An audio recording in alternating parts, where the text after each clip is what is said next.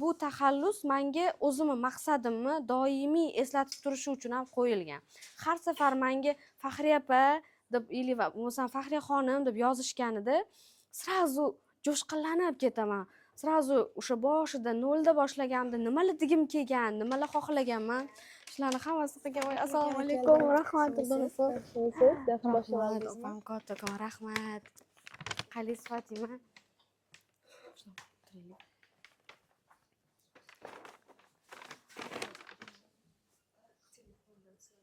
Aha, da. Telefonni bering.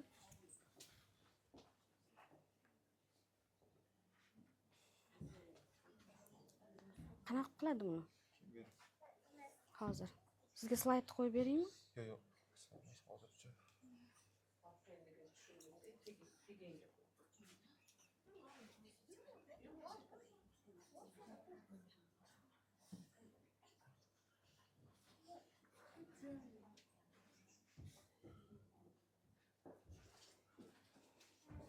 Hop, bular ulashguncha men aytib turaman. Aslida bu sohaga kirib kelishimning sababi bo'lgan intim gimnastikaga har bir ayol hech narsani bilmagan holatda turmushga chiqadi. Ayniqsa bizning o'zbek kontentida hech narsa qiz bolaga o'rgatilmaydi. Qiz bolani faqatgina oilaga, turmushga, ro'zg'orga tayyorlanadi-yu, ammo qiz bolani jinsiy a'zolaridagi o'zini gigiyenalari sog'lomlashtirish haqida o'ylanmagan. Qachon o'ylash bas qilingan bu narsa albatta borib tarixga taqaladi. Bu narsa aslida bizda intim gimnastika bo'lgan. Bizani sharqda bo'lgan. G'arbda bo'lmagan. Ko'pchilik hozir aytadi-ku, g'arb davlatlaridan kirib kelgan bu narsa deydi. Yo'q, aslida bizda bilamiz, Sulton Sulaymonni bilamiz, Xurramni ko'rganmiz hammamiz. Mana shu Xurramda sultoniylar davlati bo'lgan, biz turkiy davlatlarga kirganmiz. Aynan o'sha turkiy davlatlarning ichida sultonlarga yoki vazirlarga chiroyli ayol bo'lish uchun mana shunaqangi texnikalarni o'rgatishgan. Ya'ni ularga sog'lom energiya beruvchi ayol juda ham muhim bo'lgan. Chunki ular katta-katta janglarda borib nima qilib kelishgan. Bilamiz, janglarda qatnashgan yoki bo'lsam katta-katta etiklik qarorlar qabul qilishgan. Ya'ni davlat uchun katta qarorlar qabul qilishgan va ularning oldida albatta energiyasi juda ham kuchli bo'lgan, aybdorlik hissiga kirmaydigan, ichidan o'zini yemirib, ayblab yashaydigan emas, pozitiv hayotda yashaydigan ayollar juda ham muhim bo'lgan. Shu sabab har bir ayolni Xurramni ko'rgan bo'lsanglar, boshida har bitta ayolni hammomga kirgizib olib, aynan jinsiy a'zolarini tekshirib ko'rishgan. Bu narsa bizda o'sha bemalol ko'rsatilib berilyapti. Demak, bilamizki, bu narsa albatta sharqqa kelib taqaladi. 1940-yilda Arnold Kegel degan kishi bo'lgan. Kishi deb aytaman, конечно, amaki bo'lgan. Shular o'zligida g'arbdan kelib, ya'ni Amerikadan kelib endokrinolog bo'lib sharq davlatiga kelgan bizaga. Sharq davlatiga kelganida u shu ayollar bilan ishlagani bo'lgani uchun ayollarda ginekologik sohalari albatta endokrin bezlariga bog'liq bo'ladi. Mana shu endokrin bezi bilan u ginekologiya sohasiga kirib keladi. Sharqqa kelib ayollarning ginekologik a'zolarini ko'rishni boshlaganida shunda u aytganki, sharq davlatidagi ayollar butkul boshqacha bo'lishgan. Nimaga sen bunaqa sog'lomsan? Nima uchun senda o'tkazgan protseduralarim, ya'ni davolash tizimlari nima uchun senda yaxshi samara beryapti? Bu narsa Arnold Kegelga juda ham qiziq bo'lgan. Shunda ayollar bilan suhbat qurilganda albatta Arnold Kegel oddiy ayollar bilan emas, zodagon ayollarni ko'rgan bo'lgan. Chunki shifokorlar o'sha davrda kelishganida oddiy xalqni ko'rishga haqqi bo'lmagan. Ya'ni oddiy xalq umuman shifokor ko'rigiga emas, faqat bilamizki tabiblarni ko'rigiga borishgan. Aynan shifokor ko'riklariga faqatgina zodagonlarning puli yetgani uchun zodagonlarga borgan. Shunda zodagon ayollar bilan gaplashganida ular aynan shu jinsiy a'zolaridagi mushaklar deymiz-ku biz. Siyotganimizda qisib to'xtatib qolamiz. Hozir bu narsani ko'pchilik biladi, internetda ommalashib ketdi. Aynan ular uy sharoitida ularning onalari, buvilari, ya'ni pokoleniya kelgan bunaqa narsa. Avloddan avlodga buvi onaga mana shu narsani turmushga chiqar vaqtida albatta aytib o'tishar ekan. Ya'ni aloqa vaqtida turmush o'rtog'ingning jinsiy a'zolarini siqishing kerak, o'zing yaxshi siydik ushlab tura olishing kerak, sog'lom bo'lishing kerak, chunki sen og'ir yuk ko'tarasan. Baribir zodagon ayollar bo'lgani bilan ular baribir yukli ishlar qilishgan, farzand dunyoga keltirishgan. U vaqtda farzand dunyoga keltirish deganda ayollarni bez anesteziya, kesar va secheniya qilishgan. ko'rganmiz. Juda ham ko'p qon yo'qotgan ayollar.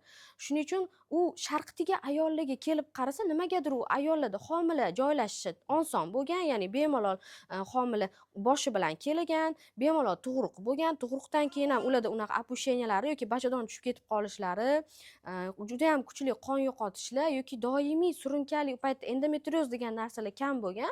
Hozirda endi biz rivojlanib ketdi. Endometrioz, adenomioz degan kasalliklar rivojlanib ketdi. Nomlari bilan bilvolamiz. Ya'ni shifokorlar o'sha bu narsani bizga bemalol ochiq oydin aytib berisha olyapti. Demak, endi bu narsa bizada yaqin sharqdan kirib kelganini va keyinchalik bizada sovet davri boshlanganida ko'pchilik bilamiz, zodagon ayollarni, zodagon insonlarni quloq qilib yuborishgan, ularni aytaylik qochib ketishgan bo'lgan, hammamiz bu tarixni bilamiz, bekitiqli narsasi yo'q. O'sha davrda shu zodagon ayollar ketgandan keyin bizada bu narsa yopiqlik qozon bo'lib qolib ketdi va Rossiyada rivojlanmagan bo'lgan. Ya'ni intim mushaklarni ishlatish nima uchun? Ayollar doimo past nazarda qaralgan. Hattoki Rossiyada haligacha biz Rossiya ustozlarimiz bilan gaplashganimizda o'tdagi kommentariyalarni o'qiymiz, o'tdagi ayollarning fikrini o'qiymiz. U nas takovo ne было deyshadi. Bizada bunaqa narsa nimaga o'rgatyapsizlar? Bizga zachем deydi. Tushunasizlarmi? Ular ayollar faqat qora ishlaga bo'lish kerak, faqat turmush o'rtoq yaxshi bo'lish, ya'ni turmush o'rtoq uchun yaxshi bo'lish kerak xolos. O'zini misol uchun o'zini xohishlari, o'zini erkak oldidagi orgazm olishlari, o'zini holatini yaxshilanishlari haqida hattoki Rossiyada ham haligacha bu narsalar rad etilib keladi. Chunki bizga bu Rossiyadan kirib kelgan bu tuzum o'sha sovet davrida bosib olinganimizda bizdan bu narsalar chiqarib yuborilgan. Xuddi biz ham ayollar erkaklar uchun yashash kerak, o'zi uchun yashash kerak emas degan qonun qoida kirib kelgan bo'lgan. Hozir men slaydni qo'yaman. Slayd bo'yicha gapirib beraman sizlarga. Yaxshi mavzular tayyorlab qo'yganman.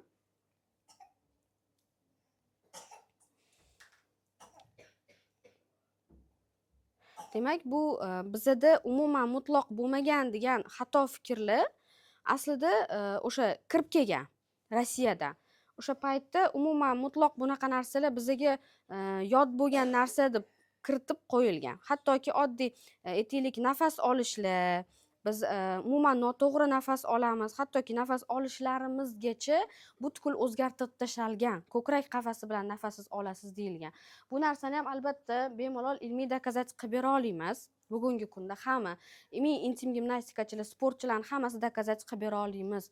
Sababini birinchi aytib o'tadigan bo'lsam, agar biz ko'krak qafasi bilan nafas oladigan bo'lsak, bizda diafragma mutlaqo ishlamaydi. Diafragmani ham tushuntirib o'taman sizlarga. U ishlamaydi. Agar diafragma ishlamasa, bizning tanamizning ichidagi qon aylanish tizimidagi aytaylik, siz mashina haydaysiz va mashinada agar porjin ishlamasa, mana bunaqa ot kuchi chiqarib beradi deyshadi, ko'rsa porjin ishlab chiqaradi va o'tda olov bo'ladi, chaqnash bo'ladi va shu bilan siz mashinangiz zavat bo'ladi. Bizning tana zavat bo'lishi uchun bizda organizmda xuddi shunaqa porjin bor. Mana shu porjin bizning diafragma hisoblanadi. Bizda nimaga oxirgi payt ayollarda charchoq hissi juda ham kuchli, ilmga charchab qolasiz, boshingiz og'rib qoladi, nimadir o'rganaman desangiz qiynalasiz, o'tiringlar. Qiynalasiz. Mana shuni hamma sababi kelib chiqishi bizning birinchi nafas olish tizimimizga qarab keladi. Hattoki qon aylanish tizimimizdagi o'tkir buzilishlar ham hattoki shu nafas olish noto'g'ri qilganimizdan bo'ladi. Biror bolalarga hozir mana turibdi, nafas olishiga qarasanglar, u qorin bilan nafas oladi. Ko'krak qafasi bilan nafas olmaydi. Qachon ko'krak qafasi bilan nafas olishga o'tadi? Maktabga chiqishi bilan. Ko'kragimizdan to'ldirib nafas olamiz deganda, bola ko'krak bilan nafas olishga nima qiladi? Ko'nikishni boshlaydi, adaptatsiya qilishni boshlaydi. Bola ko'krak bilan nafas olyaptimi, o'sha ko'krak qafasi bilan, bolada ilmga nisbatan suskashlik boshlanadi. Bola tez charchab qoladi, bola o'zini yaxshi his qilmaydi maktabda, giperaktivnost bo'ladi. Nimaga? Kislorod butun tanaga yoyilmayapti. Kislorod yoyilmagandan keyin odam betoqat bo'ladi, o'tirishni xohlamaydi. Mana shu sababdan biz обязательно to'g'ri nafas olishga o'tishimiz shart. Endi buni intimniy gimnastika bilan nima uchun bog'layapman? Mana shuni yoqib bersa bo'ladi, yana chiqib ketdi bor-ku. Endi nima uchun biz intimniy gimnastikani bu diafragma bilan bog'layapmiz? Birinchi o'rin nafas olish buzildimi? Nafas olish buzildimi? Demak, bo'ldi, tepadan boshlab buzilib kelyapti, pastgacha. Erkak kishida diafragma kichik bo'ladi, tos diafragmasi, asosan katta грудобрюшной diafragmasi bo'ladi, u tepa qismda bo'ladi. Erkak kishi shundoq ham samo собой qorni bilan nafas olib ketaveradi, erkaklarga emas, asosan diafragma ayollarda ikkita bo'ladi. Tazda bo'ladi birinchi diafragmamiz и tepada bo'ladi diafragmamiz. Mana bu bizani тазовый diafragmamiz. Diafragma bu go'sht. Bilamizki, hamma joyimizda tanamizda go'shtdan iborat va mana shu toz osti mushaklarimiz deymiz. Misol uchun, mana etingizni ushlasangiz ham hamma joyingizda go'sht bor. Yoki mana bu dumbamizning ichida ham mushak ostiga qilish deymiz, ukolda, to'g'rimi? Endi mana shu mushak ostiga qilish deganda biz mana bu joyda go'sht bo'ladi, mana shu joydagi go'shtga biz ukol qilamiz. Endi qarangki, primoy aytamizda, misol uchun biza ginekologga bordik, lecheniya oldik. Ginekolog sizga antibiotik назначить qilganda ichkaridan ukol qiladi. To'g'rimi? Ichkaridan qildi nima, bu yoqdan qildi nima, ko'ryapsizlarmi? Juda ham tez, juda yaqin bizaga. Ichkarida matka turadi. Shuning uchun borganingizda ginekologga agar sizga ichkaridan qilaman desa, siz ichkaridan olishga qo'rqadigan bo'lsangiz, или mana bu joyingizdan olishga qo'rqadigan bo'lsangiz, bemalol yonboshingizdan o'sha ukolni olsanglar bo'ladi. Bu gap o'rnida kelganda o'rnida aytib ketdim. Endi mana bu diafragmamizga keladigan bo'lsak, agar bizada tepa грудобрюшной diafragmamiz ishlamaydigan bo'lsa, ya'ni ot kuchi beradigan porjinimiz bizada ishlamayaptimi, nasos faoliyati buzilyaptimi, albatta bizani ayolli a'zolarimizda doimiy muammolar ketma-ket kelib chiqishni boshlayveradi. Aytaylik, bunaqa problema hammada ham bo'lavermaydi. Ya'ni toz osti mushaklaridagi muammolar hammada ham bo'lmaydi. Ayta olamanki, hamma ham sog'lom emas bugungi kunda. Hamma ham jinsiy a'zolarida men sog'lomman deb gapira olmaydi. Albatta, bitta ko'rikka borganingizda, qatingizdadir albatta toz ostida nimadir chiqadi. Bu nima uchun chiqadi? Birinchi navbatda men aytib o'taman, bizni hamma tanamiz ichki qismlari bu shilliq qavatlar, ya'ni слизистая оболочка deymiz, shilliq qavatlarimiz.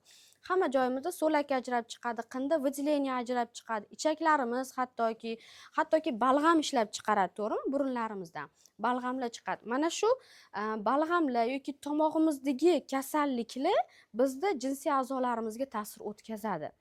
Ko'pchilik ginekologga borganda har oy davolanadi, ammo natija bo'lmaganlar bormi? Bormi shunaqa?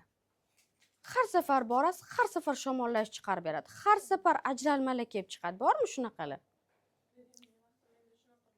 Bor, shunaqa. Ha. Endi bitta narsani bilaylikki, ginekologlar bu narsani gapirmaydi. Bu narsa bizning tomog'imizga bog'liq narsa.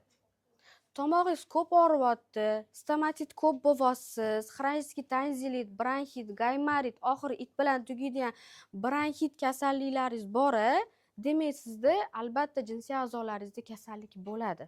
Ko'pchilik tomog'idagi kasallikka umuman e'tibor bermaydi, faqat ginekologga boradi, boraveradi, davolanaveradi, million puli ketadi-yu, ammo yana qayta shamollab qolaveradi. Ko'pchilik xotin lecheniya olish kerak deydi. Ha, xotin lecheniya olish kerak, ammo lecheniya vaqtida albatta biz tepa tarafdan boshlab turib lecheniya olishimiz shart. Men intim gimnastika trener sifatida bu narsani har bitta ayol bilishi kerak deb o'ylayman. Chunki ko'pchilik bu narsa haqida gapirmaydi. Qaysi ginekologga borganingizda aytdi sizga, "Что, sen tomog'ing og'riydimi ko'p? Meni oldimga ko'p qatnayapsan, kesh tomog'ingni ham davolab ko'rgin" degan ginekologga eshitdinglarmi? Yo'q, nega eshitmaysizlar bu narsani? Chunki ginekologiyada tomoq bilan birga bog'lamaydi. Aynan bu soha integrativniy ginekologiyada bor. Integrativniy ginekologiya degani bu sizni tanani bitta yaxlit hisoblash. Доказательный meditsinada deydigan bo'lsak, unda har bir a'zoyingizni alohida hisoblaydi. Ya'ni sizni aytaylik, burun qismlaringiz umuman boshqa doktorga, otolaringolog deysiz, lorga borasiz, quloq qismingizga umuman boshqasiga borasiz. Aytaylik, ko'z qismlaringiz, to'g'rimi? Tomoq, o'pka, gepatologga borasiz. Bitta jigar yo'masa, jigarni o'zini alohida o'rganishadi. Integrativniyda esa biz hammasini, ya'ni taningizni, ya'ni yaxlit qilib o'rganamiz. Trenerlikda hozir men integrativniga o'qiganim hisobiga men sizlarga bemalol butun taningiz bilan birga bog'lab ayta olyapman.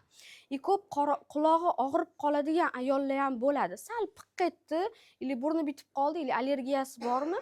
Вот сразу ularda nima kelib chiqadi? Pasta yana boshlanadi. Ili surunkali sistiti borlar bor. Sistitda ham bir necha darajalar bor. To yoqib berishgungacha bu slayd ichida yo'q, sizlarga berayotgan ma'lumotlarim hozir. Sistit juda ham ko'pchilik ayollarda uchraydi. Sistitni bir necha xil turlari bor. Aytaylik, sistit kasallikdan bo'ladigan sistit bor, infeksion sistit bor.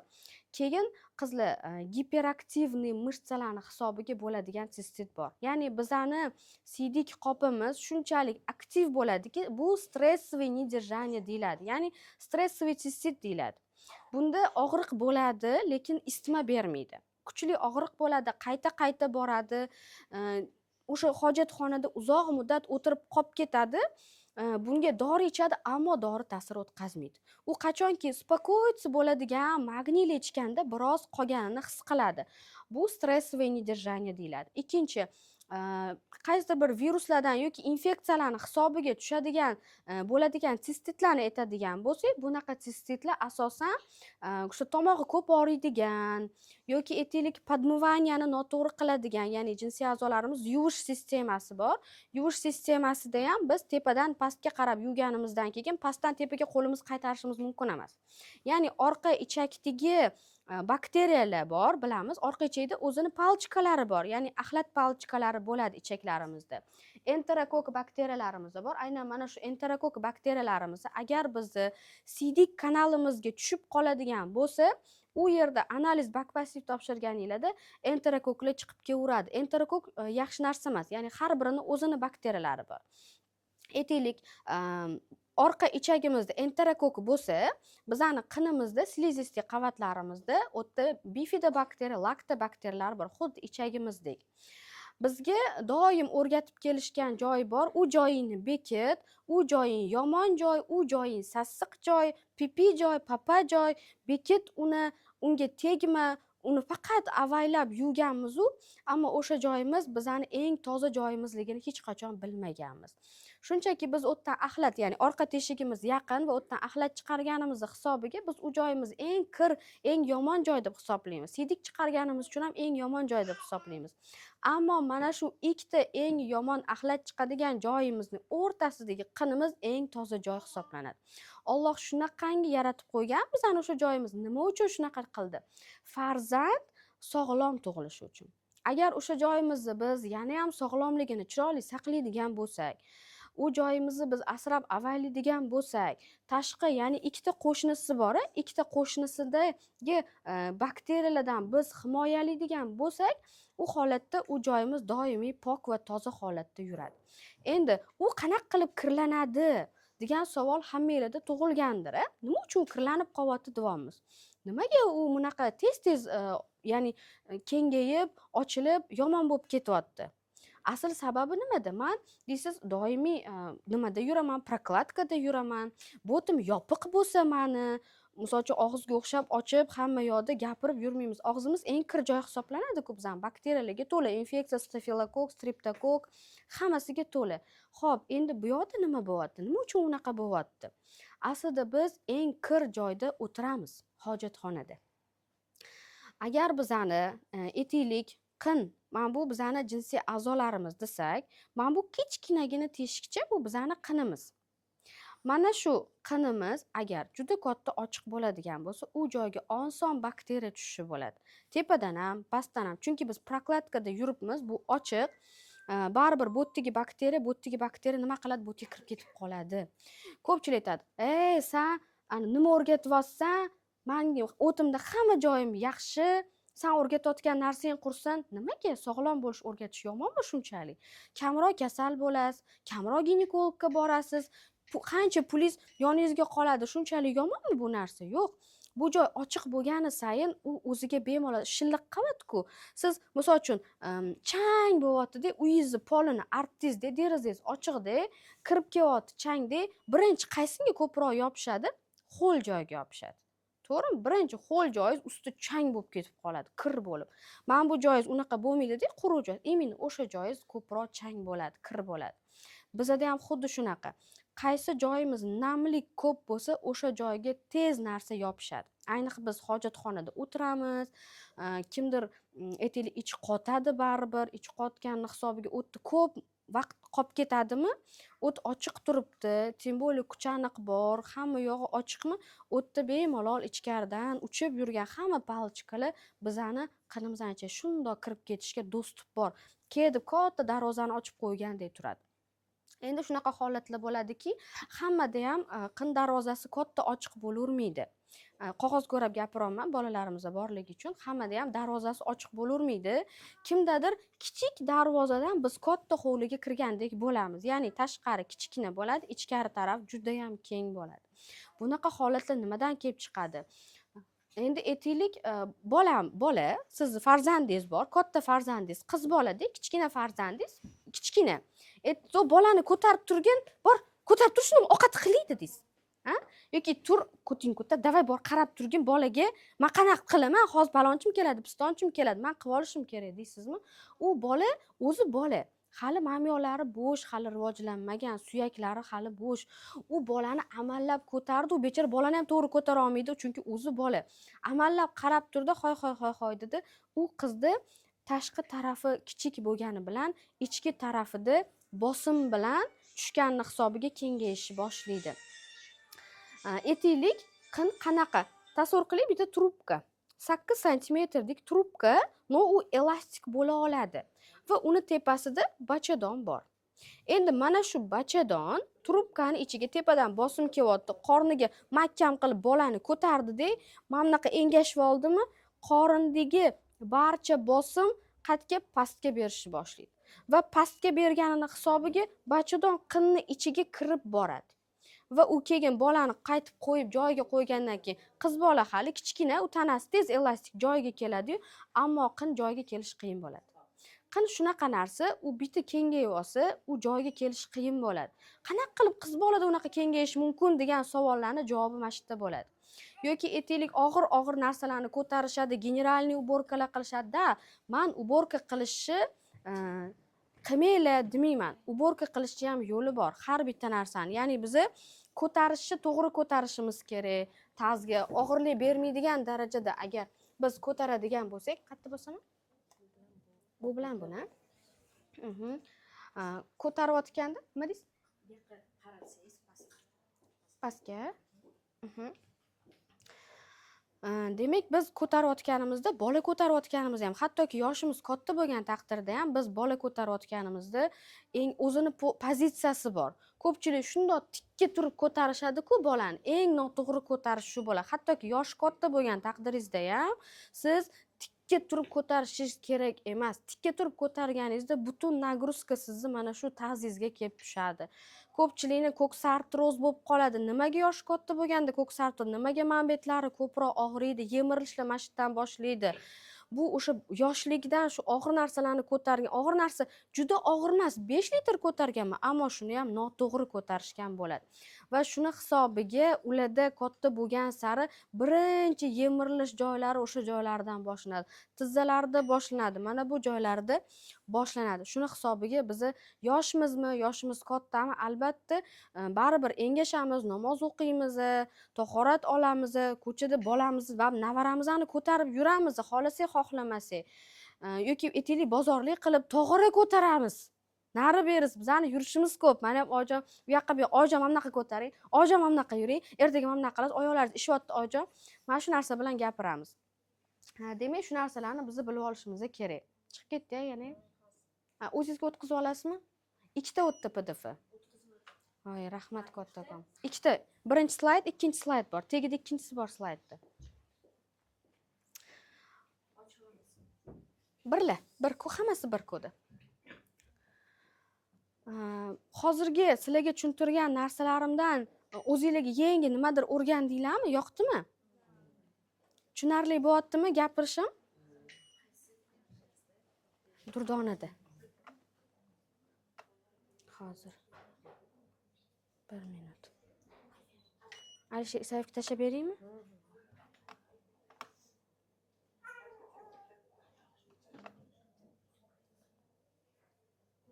Mana, tashladim. Ikkita slayd.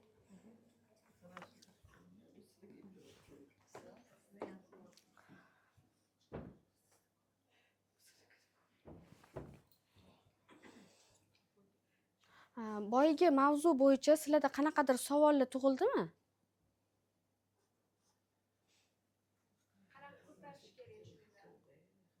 Ko'tarish kerak mavzularni oxirida gaplashamiz unda.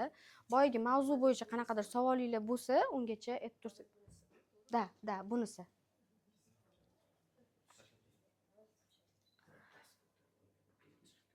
Mavzuni nimaga ayollarni sekretlari dedim, qizlar, ayollar. Bizani bu juda ham nozik mavzularimizda hammasi. Aytolmaymiz ko'pchiligiga, kimgadir gapirsak tushunmaydi bu narsani, nima deb aytishni bilmaymiz, nomlarini bilmaymiz. Tuppa turusdan borib, manicha, anonchi, bilmayib ketganda, nima qilsa bo'ladi, deyolmaymiz-da. Bu ustingizdan mundoq qaraydi deb o'ylaymiz, bizga ne to qaraydi yoki mancha vashi tualet qidirib qolishlarimiz bizani eng noqulay vaziyatlarimizda. Misol uchun ertalab bir kos bitta piyla choy ichgan bo'lsak ham, ko'chaga chiqar vaqtimiz tualet qidiramizda. Shunaqa holatlar ko'pchilikda bo'ladi. Men oldimga kelishadi. Bu stressовое недержание deyiladi. Stress aurasida ko'chaga chiqqaningizda, chunki o'rganib qolgansiz, ili qachondir sizda o'sha tualet bilan, ya'ni hojatxona bilan muammo bo'lganini hisobiga, ili bo'lmasam aytaylik, tok kirganingizda hamma tualet ozodaligiga qarash mumkin-da. Shu bilan tualet qidirib qolib ketamanmi deb uyida 10 marta aylanib, 10 marta hojatxonaga kirib, tomchisigacha qoldirmay, undan keyin ko'chaga chiqish bor. Mana shular bizani nozik sirlarimiz hisoblanadi. Shuning uchun ham men bu temani ayollarning sekretlari deb nomladim. Bo'ldi уже. Endi bizda intim muammolarimiz bor. Bu intim muammolardan havo chiqishi, aloqada og'riqlar, libidoyimizning pastligi, toz osti sohalarimizdagi qorayishlar, lubrikantlar, intim gellar va toraytiruvchilar. Havo chiqishi, ko'pchilik ayollar havo chiqishiga umuman bee'tibor qarashar ekan. Bu juda ham noto'g'ri. Havo chiqishini men sizlarga tushuntirib beraman. Hamma ko'z oldiga grushani keltirsin. Grushani hamma ko'rgan, sprintevaniya holatini hamma ko'rgan. Bilamizki, tepasi dumaloq, uchi ingichka bo'ladi. Sizni qin ichingiz shunaqa grusha holatiga kelib qolgan bo'lsa agar, mana shunaqa ichida havo yig'iladi. Siz harakat qilganingizda yoki prosta engashib turganingizda u siqiladi, havo chiqadi va yana havo o'ziga olib kirib oladi. Bu havo kirishi ichki tomonlaringizda qurib qolishiga olib keladi. Qurib qolishi qanaqa tasavvur qilsak bo'ladi? Siz cho'ldasiz va cho'lda sizda вообще suv yo'q. Og'zingiz qanaqa qurib ketadi? Или aytaylik, yuzingiz увлажняющийsiz qanaqa qurib ketadi, to'g'rimi? Bizning slizistik shilliq qavatlarimiz mutlaqo qurib qolishi mumkin emas. Ular qurib qolyaptimi? Demak, bilaveringlarki, o'tda уже yemirilish boshlanadi. Mana shuni hisobiga yemirilaveradi va natijada kollagen pasayib ketadi va ayollarda ichki sohalarda kengayishlar, matkalarni tushib qolishi va yon qo'shni a'zolarimizning qinga tushib qolishi bo'ladi. Agar u kichik bo'lsa, unga hech narsa ta'sir qilib tusha olmaydi. Na siydik qopi, na orqa ichak, na hattoki tepadagi tushib qoladigan ichaklar ham sizga уже ta'sir qilmaydi agar tor bo'lsa, qattiq va tor bo'lsa. Agar ichkari grushaga o'xshab kengayib qoldimi, xuddi bankaga o'xshab ochuvmi, kattami, uning ichiga bemalol hamma narsa tushaveradi. Shuning uchun ham aytadi, ko'tarishga men qiynalyapman, obushenyalandim, menga kelishadi yoki ko'rikda aytamiz, sizga aytaylik 3 oyda natija olasiz. Siz 3 oy tinmay shug'ullanishingiz kerak deyman. Ichingiz shunchalik katta bo'lib ketgan deyman. Как sharga o'xshab ichkari ishadi. Chunki biz homilador bo'lamiz. Xo'p, men kesarva bilan tug'dim. Qinim kengaymaydi. Nima uchun? Siz homilador bo'lmaysizmi deyman. Homilador bo'ldingizmi? Bola ko'taryaptimi qin? Qin siz kesarva bo'lishingiz haqida ma'lumot yo'q unda. Bizani Alloh faqat tabiiy tug'ruqqa nima qilgan? Tayyorlagan. Bizani qinimiz shunaqa programmalashtirilgan. Deylik, kompyuter o'zini programmasi bor, to'g'rimi? Siz hozir kompyuterga "Davay, menga gapir" desangiz, sizga kompyuter gapirib bermaydi. To'g'rimi? Yoki mana bu odamchalarim sizga gapirib bermaydi yoki sizga turib o'rnidan harakat qilmaydi, to'g'rimi? Buni programmasi bor o'ziga. Mana shu bor programmasidan foydalanasiz. Qo'shimcha programmalarni insonni o'zi kirg'izishi mumkin. Bizning tanamiz ham xuddi shunday. Har bir a'zoyimizdan o'z funksiyasi bor. Yurak o'z funksiyasi bor. Qonni so'rib, qonni haydab berish kerak tashqariga. Butun organizmga. Ichak hazm qilish kerak. Oshqozon o'sha kelib tushgan butun narsani ozgina parchalab ichakka jo'natib berish kerak. Jigar filtr vazifasini bajaradi, to'g'rimi? O't qopini ichida kislota bor, u butun sizlarni organizmingizga tushgan ovqat bilan tushgan uglevod bormi, hamma narsani nima qilib beradi? Parchalab ichakka yordam beradi. Orqa ichagimiz уже chiqaruvga tayyorlab beradi. Xuddi hamma narsamiz o'zini vazifasi, funksiyasi bordek, bizani qinimizda ham o'z funksiyasi bor. Qin ikkita narsaga funksiyalangan. Birinchisi erkak bilan aloqa uchun, ikkinchisi tug'ruq uchun funksiyalangan. Tamom. Siz unga 10 marta, 100 marta, 9 oy o'tirib olib, har kun men kesirva bo'laman, seni kengashga haqqing yo'q desam uchunmaydi. Chunki bizani kengaytiradigan gormonlarimiz ishlab chiqariladi. Bu, ya'ni estrogen deydigan bo'lsak, ayollarning jozibadorlik gormoni desak, mana shu jozibadorlik gormonimizning ichini o'zi 3 ta gormonga bo'linadi. Estron, estriol va estradiolga bo'linadi. Estriol bizani aynan homiladorlik vaqtimizda chiqadigan bo'lsa, estron tug'ruqdan keyingi vaqtda emiziklik, laktatsiya vaqtida chiqib keladi, чтобы ayolda estrogen слишком уровень tushib ketmasligi uchun. No, bular bizani qanimizni estradiolgina faqat tor qilib ushlab beradi. Ayol kishida aynan estradiol liba ko'tarilib ketadi, liba tushib ketadi. Tushib ketgani bu sizni libidoingiz kamayib ketdi, turmush o'rtog'ingiz bilan уже вообще yaqinlashmasin, mana erim yo'q bo'lsa-chi, men ishoninglar, maza qilaman deydigan ayollar bo'ladi.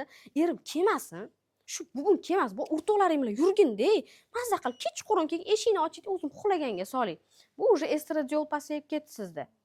Shu ya'ni estrogen ichidagi aynan sizni libidoingizga javob beradigan, aynan sizni yosh, yuzlaringiz prям yosh, dirkillab turishingizga javob beradigan gormoningiz bu estradiol hisoblanadi.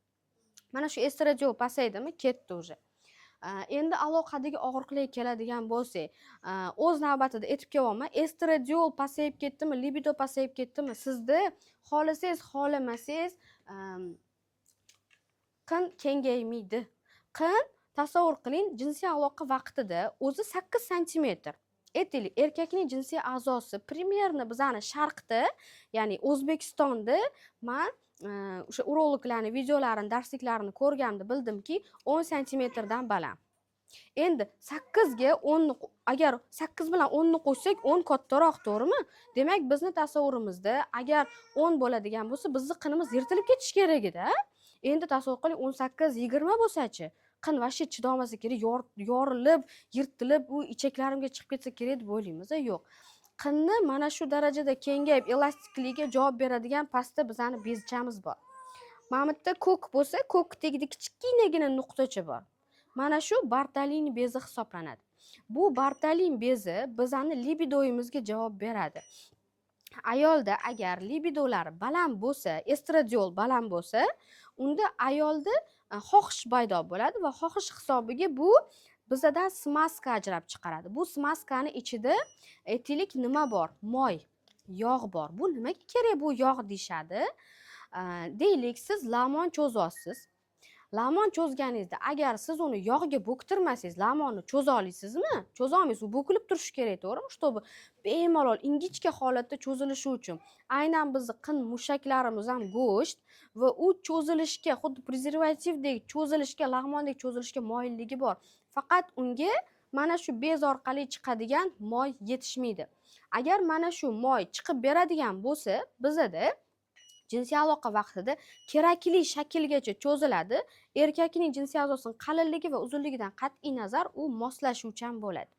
Agar ayolda xohish pastmi, libido yo'qmi, Bartolin bezi ishlab chiqarmaydi. U faqatgina bizani primoy, bizani gipotalamusimiz bilan bog'liq. Ya'ni miya ichida shunaqa bilamiz, miya impuls jo'natadi. Endi mana bunaqa. Miya qanaqa ishlaydi? Siz biror narsani xohladingiz. Libido faqat erkakka bo'lmaydi. Ishoninglar. Siz tilla do'konga kirdingiz, brilliant ko'rdingiz. Qanaqa bo'lib ketasiz ichingiz? Voy, ogim kelib ketyapti. Voy, va shu orzuyim mani dedingiz-da, sizda libido ketdi. U libidoga ham baribir Bartolin bezi suyuqlik ishlab chiqaradi va sizni ostingiz namlanadi.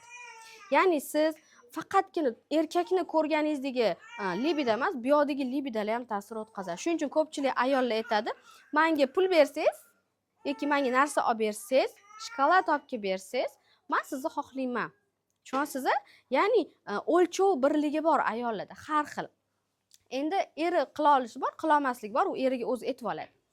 Endi shunaqa bo'ladiki, bu libidosi past bo'lgandan keyin erkakning jinsiy a'zosi katta va ayolga xuddi majburiy jinsiy aloqa qilinayotgandek bo'ladi, qinda cho'zilmaydi. Natijada nima bo'ladi? Aloqa vaqtida og'riq yuzaga keladi. Ko'pchilik ginekologga boradi, aloqa vaqtida menda og'riyapti, aloqa vaqtida menda qonayapti deydi. Menda nimagadir shunaqa выделение kelyapti, qonab qo'rqib ketyapman deydi. Yo'q, unda ayolda libido past. Bu ayollar agar o'zi bilib oladigan bo'lsa, ayol sekin-sekin уже libidolarini to'g'irlashni boshlaydi. Keyingisi уже libido pastligi aytib o'tdim. Endi intim qorayishlarga keladigan bo'lsak. Intim qorayishlar qizlarjonlar qanaqa tushuntiraman sizlarga. Deylik, hammamiz bilamiz, "O, qo'lingni rezinkanichi, bunaqa boylamagin, qo'ling ko'karib ketadi. Yech rezinkani. Mana bu yerni qarang, rezinkani izi tushib qopti, ko'karib qopti, ertaga dog' bo'ladi o'sha joyi." Hammamiz bilamiz. Endi bizni aytaylik, agar mana shu joyimizga faqat rezinkali kiyim kiysak yoki hiba narsa kiymasak, qayerdir bir sintetika tursiklarni kiyib olsak yoki bo'lmasam faqat o'shani ustida bosib o'tirsak, xuddi siz tanangizni qattinidir siqib o'tirgandek bo'lasiz. Hozir shu o'tirishingizda agar qo'lingizni qo'yib, mana shu qo'lingiz ustida o'tirib ko'ring-chi, qo'lingiz qanaqa bo'ladi? Uvishib, bitta olsangiz qo'lingiz ko'm-ko'da. Bizani toz ostimiz ham qorayishlar mana shundan kelib chiqadi. Ko'pchilik qorayapti desa ginekologga boradi. Ko'pchilik qorayapti desa kosmetologga boradi.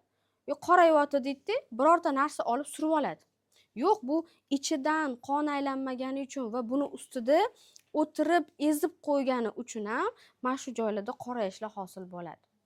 Bu narsaga ham albatta qon aylanishini yaxshilaganingizda bu yerda sekin qorayishlari ketib, oqarib, chiroyli bo'lish boshlaydi. Jinsiy a'zolar nima qiladi? Bunaqa shalpayib ketish boshlaydi. Bu shalpayib ketishlari ham shu qon aylanmagandan keyin o'tkish narsa kelmayapti. Bilamiz, bizani qon ta'minlaydi. Butun barcha a'zolarimizni hammasida borki, ukol oldingiz, qonga qildi, sizga tomirga qildi, qanaqa topib boryapti joyiga? Demak, qon orqali tashmalanib o'sha a'zoyingizga boradi. Shuning uchun qorayishlar boshlanadi. Endi lubrikantlarga keladigan bo'lsak, ko'pchilik lubrikantni olib ishlatganda, lubrikant nima degani? Birinchidan bilib olaylik. Lubrikant bu jinsiy aloqa vaqti namlantirib beruvchilar hisoblanadi. Buni ko'pchilik ana intim gellar bilan adashtiradi. Yo'q, lubrikant deb so'raganingizda albatta bilingki, bu narsa aloqa vaqti namlantirib beradigan narsa. Endi ko'pchilik borishadi, kosmetik do'konlar bor, onlayn kosmetik do'konlar bor. Bilinglar, onlayn kosmetik do'konlarga sizlarni qininglarni ichidagi mikroflora vobshe qiziq emas. Vobshe bu narsa sizga qiziq bo'lishi kerak. Qin ichida bifidobakteriya, laktobakteriyalar va o'zini pH bor. Mikroflora deyiladi bu narsa. Mana shu mikrofloralarimiz agarda o'sha har xil narsalarni ichkariga tiqib yoki tashqi tarafdan yuvib yoki oddiy qo'limizni ichkariga tiqib yuvurganimizda tahorat olganda, voy, shu выделение kelib ketyapti, shu qo'lim bilan olib tashlasam, yaxshi yuraman deyapsizmi? Demak, xlorli suvni ichkariga tiqib o'tda yuvib tashlaysiz degani. Xuddi tog'li zonalarda hammaga esimiz keladi. Sel opasni, sel kelishi bor, ko'rsanglar tog'ga chiqsanglar sel opasdan keyin bunaqa yo'lni yuvib tushib ketgan bo'ladi. Shu yomon narsa, to'g'rimi sel? Siz ham o'sha joyingizga xuddi sel kelgandek buzib tashlaysiz yo'llarini. Endi u tiklanganida yana yuvasiz. Endi tiklanmasdan yana yuvasizmi? O'tda bakteriyalar rivojlanishni boshlab ketadi. Xlor hisobiga, ya'ni suvda bilamiz, suv toza emas bugungi kunda. Krandan oqayotgan suvni ichma, hay, dabdala qilasan ichingni deysiz. Xuddi shunaqa. U yaxshi narsa emas. Iloji boricha krandagi suv bilan yuvmanglar. Nima bilan yuvishim kerak desanglar, faqatgina shifokor sizga ruxsat bergandagina yuvishinglarni maslahat beraman. U ham bo'lsa bir haftadan oshmasligi kerak. Va romashka yoki xlorfilip u ham bo'lsa holatiga qarab. Xlorfilip qachon ishlatishingiz mumkin, qachonki ichinglarda stafilokok, ya'ni kimda it bilan tugaydigan aytdim-ku, tomog'inglar og'riydi dedim-ku. Kimda gaymariti bor, topshirganda biladi, stafilokokim bor mani, zolatistiy deydi, streptokokim bor mani deydi. O'shalarda bor ayollar qinini xlorfilip bilan yuvsa bo'ladi. Ya'ni almashtirib, inakda xlorfilip, inakda romashka bilan uyda sprintsvaniya qilsa bo'ladi. U ham bo'lsa svecha qo'yishdan oldin qilinadi, shu ham doktor nazoratidan keyin qilinadi. Endi aytaylik, intim gellar. Intim gellar qin ichiga yuvilmaydi. Hamma qin ichiga intim gelni olganimdan keyin ichkarini ham shtillatib aylantirib yuvib tashlashadi. Vashshe noto'g'ri narsa. Umuman qin ichiga intim gel kirishi mumkin emas. Chunki intim gel ichida ishqor bor, ya'ni sovuni bor. Agar sovun kiradigan bo'lsa, o't ishqor bo'lganini hisobiga o'tdagi kislotani muhitini bizdirib yuboradi. Kislota nima qilib beradi? Bizaga nogohon kirib qolgan virus, bakteriya yoki tashqaridan kirgan palichkalar bo'ladi. Ichak palichkalari yoki boshqa palichkalar, ana o'sha palichkalarni o'ldirish xususiyatiga ega. Agar siz o'tda kislotani buzib yuborsangiz, o'tda o'zini himoya tizimi buzilib ketib qoladi. Xuddi oldingi zamonda qal'alarni buzib kirishgan-ku, to'g'rimi? Xuddi shunaqa sizni katta bir qal'angiz buzildi. Siz taxtdan ag'darilasiz va doim keyin kimgadir qaram bo'lib, borib faqat ginekolog ko'rigida yuraverasiz, u sizni pHingizni ko'tarib bera olmaydi. Keyin qizlar pH ko'tarish yana bir yo'li bor, ichak bilan shug'ullanish. Kimda agar ichagida disbiozi bor, kuchli, misol uchun sut qatuv ichdi, ichi ketib qoldi. Yoki nimadir yedi, boshqa narsa yedi, darrov ichi ketib qoldi, ichi qotib qoldimi? Albatta bu ayollarda sizistik qavat bo'lganini hisobiga bu o'tga ta'sir o'tkazadi jinsiy a'zolarimizga. Chunki jinsiy a'zolarimiz bizani eng oxirgi konечный частimiz hisoblanadi. Endi toraytiruvchiga keladigan bo'lsak, hech qaysi bir toraytiruvchi sizga foyda bermaydi. U faqatgina qiningizni ichidagi mikroflorani buzib tashlaydiki, siz uni qaytib tiklay olmaydigan holatga kelib qolasiz. Ko'pchilik bu narsaga jiddiy qaramaydi. Deydi, samda shug'ullanganimdan ko'ra, ya'ni har kuni erinadi, mashq qilishga, oladi, tiqib oladi va mazza qilyapman deydi. Yo'q. Aslida buni hisobiga ichki terilarimiz zararlanib, ko'chib, shilinib tushishi boshlaydi. Aytaylik, oldinlari og'zimizda stomatit chiqsa achchiq tosh qilganmiz, to'g'rimi? Achchiq tosh foyda bergan, lekin qanchagacha foyda bergan? Uni qurib qolib, eti to o'ziga kelguncha qilib yurganmiz. Men eslayman-da, mana shunaqa. Voy, shu achchiq tosh ishlatmaylik, shu achchiq toshni to'g'moqmi, chaymaylik, ozmi chaymaylik deyrardim. Yoki achchiq toshli bizga ariningni aralashtirib qilib berishardi, o'sharimda bunday bostirib qo'yardi. Shuni o'zi ham mashtimi qurib tashirdi. Endi tasavvur qiling, bu yerda baribir po'stingiz shilinib tushganini eslaysizmi? Talagingizni kuydirib olsangiz ham, achchiq narsa yesangiz, o'sha joyingiz shilingan, baribir ko'chib tushgan. Teralar ana qilib qo'linglar bilan, til bilan talakka o'ynaganmiz. Terisi shilinib tushganda, achchiq narsa yeb qo'yganimizda. Xuddi shunaqa bizada ichkariga qo'yiladigan toraytiruvchilarning ichida ko'p qismida achchiq narsadan foydalanishgan. Achchiq narsa o'ta tez shilliq qavat ishirib qo'yadi. Achchiq yesangiz tilingiz ishadi. Achchiq yesangiz oddiy garmdor yegan odam tili orqa taraflari, tomoqlari birinchi marta yegan odam ishadi. Allergiyasi bor kimmidir, u narsani ishlatishadi, allergiya bo'lib qoladi yoki sidik yo'llariga ham tegib ketadi, sistit orttirib oladi, har xil problemalarni orttirib olishadi-da, ana keyin ginekolog yugurib yurishadi. U narsani qayta tiklash juda ham qiyin. Iloji boricha yaqinlaringizda kimdir toraytiruvchi ishlataman yoki oldim desa, umuman ishlattirmanglar. Qo'lidan yulib olib, musorga ketsa, uvol bo'lsin, to'kib yo'qotib tashlaylar unaqa narsani. Birinchidan bu erining cho'ntagiga zarar. Nimaga? Har ginekologga boraveradimi? O'zini sog'lig'iga ham zarar. Qancha ko'p antibiotik terapiya oladigan bo'lsa, shuncha qin ichi disbioz bo'lish boshlaydi. Chunki qin ichida ham bilamiz, laktobakteriya, bifidobakteriyalar borligini hisobiga u narsalarni antibiotik primoy o'ldirib tashlaydi. Ko'pchilik biladi, meditsinada o'qiganlar bilishadi. Antibiotik primoy o'ldiradi hammasini, bakteriyalarni ham, boshqasini ham. Xo'p, endi erkaklarning logikasiga keladigan bo'lsak, ko'pchilik erkaklar ayol kishi agar jinsiy aloqani vaqtida o'tib xohlamaydigan bo'lsa, yoki yoshi o'tib umuman xohlamaydi, lekin eri xohlaydi yoki misol uchun eri orqamni qishib qo'y deganda xotin yanami shuncha qashidim, endi katta bo'lganda qashigim kelmayapti dotdim. Bu erkak kishi shunaqaki, sani qo'ling tegishini xohlayapman va erkak shunaqa o'ylaydiki, ayolim уже meni xohlamayapti. Ayolimda точно boshqasi bor. Erkaklarning logikasi shunaqa bo'ladi. Ayolimni ozgina xohishlari pasaygandir, yoshi o'tdi yoki misol shuncha yil yashadik, mendan qayerdadir xafa bo'lib qolgan joylari bordir. Endi bu narsani etolmayotganda o'ylamaydi, chunki bu erkaklarning logikasi. Erkaklar sirazi boshqasi bor sanda. Yoki sizni boshqasiga rashk qilaveradi yoki boshqasiga uylanaman deb boshlaydi. Qarib qo'yilmagan chol. Qayerga uylanaman deyaverasiz? O'tirsangizchi, navaralaringizga qarab deyshadi. Eshitaman, ko'pchilik joyiga borganimda, yoshi katta ayollar o'tirib olishsa, aynan erligida shu mavzu haqida gapirishadi. Bu narsa yana eri tuhmat qiladi. Menga erim tuhmat qilyapti, boshqasi bor senga. Shu yoshimda qanaqa boshqa er bilan yuraman deb даже yig'lashganini ham eshitganman. Buni asosiy sababi shu bo'ladi. Ya'ni erkaklar hech qachon ayoldek o'ylamaydi, ayol hech qachon erkakdek o'ylamaydi. Hamma narsada. Misol uchun siz muhim deb bilgan narsalaringiz erkak muhim emas deb hisoblaydi. Chunki biz erkaklarga buni qanchalik muhimligini erkak tilida gapirmaymiz. Ani kuni men taksida kelayotgandim, bitta живой voqea. Erkak aytyapti, siz kimsiz deyapti, telefonda gaplashib kelayotganimni eshitdi. Nozik temada gapirmadim, просто keling, mayli ko'ramiz.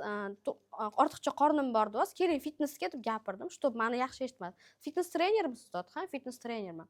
Necha pulga dars o'tasiz deyapti? Mana shunchaga dars o'taman. Va namuncha qimmat dedi. Keyin ha, shunaqa dedim. Sizni mashinangizni agar dedim bitta joyi dedim ishlamay qoldi dedim. Tormoz ishlamay qoldi. Mashinani haydashga chiqasizmi desam, yo'q deyapti. Tormoz tuzatish nechi pul desam, mana buncha bo'ladi, keyin buncha bo'ladi, keyin buncha bo'ladi deyapti. Ayolingiz ham tormoz buzilib qolgan dedim. Olib kelsangiz, men tormozni to'g'rilab beraman dedim. Moylab turish kerak dedim. Erkak tilida gapirdim, tushunyapsizmi? Keyin arzimaydimi desam, voy arziydi deyapti. Rostdan tormoz ishlamaydi deyapti. Mana bilan urushadi deyapti, tushunyapsizmi?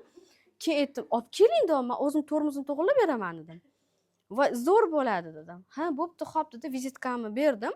Pul topsam olib kelaman dedi. Tezroq olib keling dedim. Agar qulog'ingiz ham tinch, maza qilib yashayman desangiz, tezroq olib keling dedim. Unaqa tormozni buzuv bilan yurish kerak, yashash kerak emas, ko'p. Tez olib kelish kerak dedim. Baribir uzoq yashaysiz. Hozir dedim, siz dedim, sразу Malibu ololmaysiz manaqadan dedim. Hozir yengisi uylanman desangiz, ular gelik so'rayapti dedim. Olib kelavering, Matiz dedim, anaqa qilib beraman, karchil qilib beraman. Nima edi? Tuning qilib beraman dedim. Endi erkak tilida gapirishni boshladim. Va shundan keyin o'sha misol uchun mashinada ketayotgan erkaklar ham, men ayollarga ham tushuntirib ketaman-da mashinada. Endi ayrimlari quloq soladi, ayrimlari quloq solmaydi. Past gapirsangiz ham quloq tashab qo'yadi orqaga. Hozir erkaklar asosan gap tashiydiganlar. O'sha chitta qilib gapirsam ham, "Voy, siz tuningchimisiz?" deydi-da. Men женский tuningchiman deyman. Gapirish kerak, ozgina hazilomuz bo'lsa ham baribir gapirish kerak. Sizlar ham uyga borganda ayollar agar erkakka qanchalik o'zini vajniyligini, qanchalik shu narsa unga kerakligini va bu narsa orqali erkak ham maza qila olishini, ya'ni yaxshi hayotda yashaydi-da. Ha, adasi pul bering ginekologga. Adasi pul bering, anaqa olishim kerak. Adasi bugun обработкаga borishim kerak, bormasam bo'lmaydi, bilasiz, deb tursa erkak yoqmaydi-da bu narsa. Yo'q, erkak tilida tushuntirishingiz kerak-da. Adasi bugun men zapchasini o'rnatadi, ertaga meni moylaydi, keyin menga tuning qiladi, keyin yengi chexolni o'rnatishadi, adasi chexollagan pul berasiz desangiz, shu erkak beradi. Uyda siz uni ko'ziga mashina ko'zi bilan хотя бы gapirib berishingiz kerak. Hazil hamma erkak, ayol o'zi biladi erkak qanaqa bo'lishini. Demak, erkaklar hech qachon ayollarga nima bo'lmaydi, ayollardek o'ylamaydi. Keyin erkaklarga hech qachon tez tushkunlikka tushib qoladigan ayollar yoqmaydi. U qanaqa bo'ladi? Darrov, misol uchun, o'zingiz ichingizga damingiz tushib ketib o'ylaysiz, u nimalardir eringiz haqida. U narsani agar ochiq gapirmas ekansiz, eringiz bilan mana bundoq bo'lmaysiz. Albatta erkak kishiga ichingizdan o'tayotgan narsani erkak tilida gapirish o'rganishingiz kerak.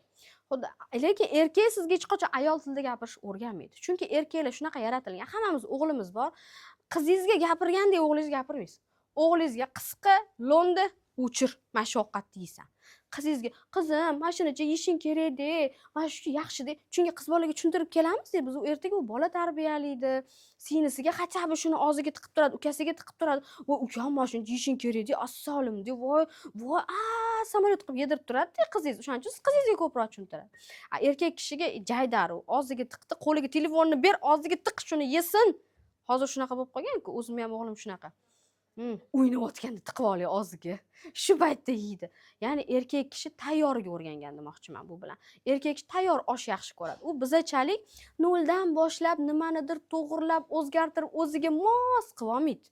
Siz uyga borganingizda ko'rganmisiz, erkak kishi biror narsani o'tdan mamutga olib qo'yib, to'xta, men unaqa qilgan ko'rmaganmiz. Biz ayollar shunaqamizda, aylantiramiz uyimizni hamma jihozini, mana bunaqasiga chiroyli bo'ladi, endi mana bunaqasi qilib ko'raman deb, o'sha bahona yig'ishtirasiz, tegini artasiz, tozalaysiz, maza qilasiz. Erkak kishi unaqa emas. Erkak kishi tayyor oladi, tayyor qo'yadi, vashe tegmasligingiz kerak. Iloji bo'lsa, ishi kiyimini yerga tashladimi, shunaqa holat bo'ladi, tursin o'sha yerda. Mana odam shunaqa qiladi. Tegmaysan. Mana shu tursin. Cho'ntagida nimadir bo'lishi mumkin-da.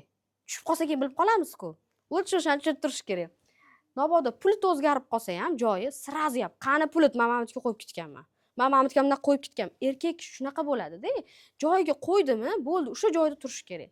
Biz ayollar o'zgartiraveramiz, keyin aylanib qidiraveramiz narsamizni. Xuddi shunaqa. To'xtab turing, eslab oling. Bizani shuning uchun erkaklar yomon ko'radi. Erkaklar har doim mendek bo'lish kerak deb o'ylaydi. Aslida chunki bizni bolaligidan shunaqa tarbiyalaganmiz-da ularni. Hamma narsani ular xohlagandek qilib beravergansiz. Ona o'g'lini yaxshiroq tushunadi, chem uni xotinidan ko'ra. To'g'rimi? Gapim. Da. eringizga ona bo'la olmaysiz. Eringizni bolaligidan katta bo'lganini ko'rmagansiz-da.